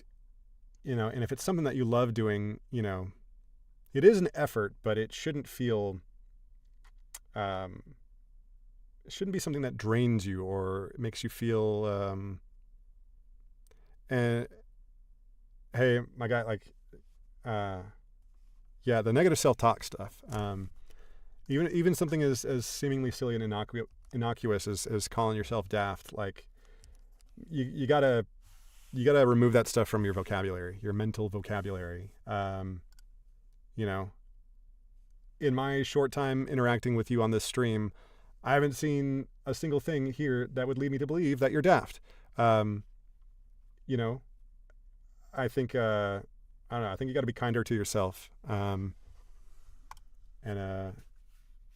Just keep hacking away, like I said, I've been writing songs for 20 years, and it's not until the last year or two, like every song from this album is from like the last year or two. Songs that I used to be like super stoked on from 10 years ago. Now I look back and I go like, a lot of things could be better, but they still have value. They still have worth. They're not trash. It's an important stepping stone. So put in the reps, write the bad stories, be appreciative, like be grateful that you were able to create a piece of art, no matter how good or bad. Like, I don't know. It's all about development, and you'll get there. But that is going to be me wrapping up stream. We did some auditions early on. We got some good narrating done, and we had some chatting going on. So N Squad, I want to thank you for chatting with me. It was really good chatting with you. I hope to see you around again. I try to stream at least once a week. You know, it'd probably be better if I was streaming 3 or 4 or 5 times a week, but, you know, I'm not always feeling like it. But I do got to go. I got to go play some music, actually. So I'm going to go do that. So great chatting with you, and I hope that you got something out of this stream, and I hope to see you again. So take it easy, be safe, and keep writing. Keep doing it, man. All right, cheers.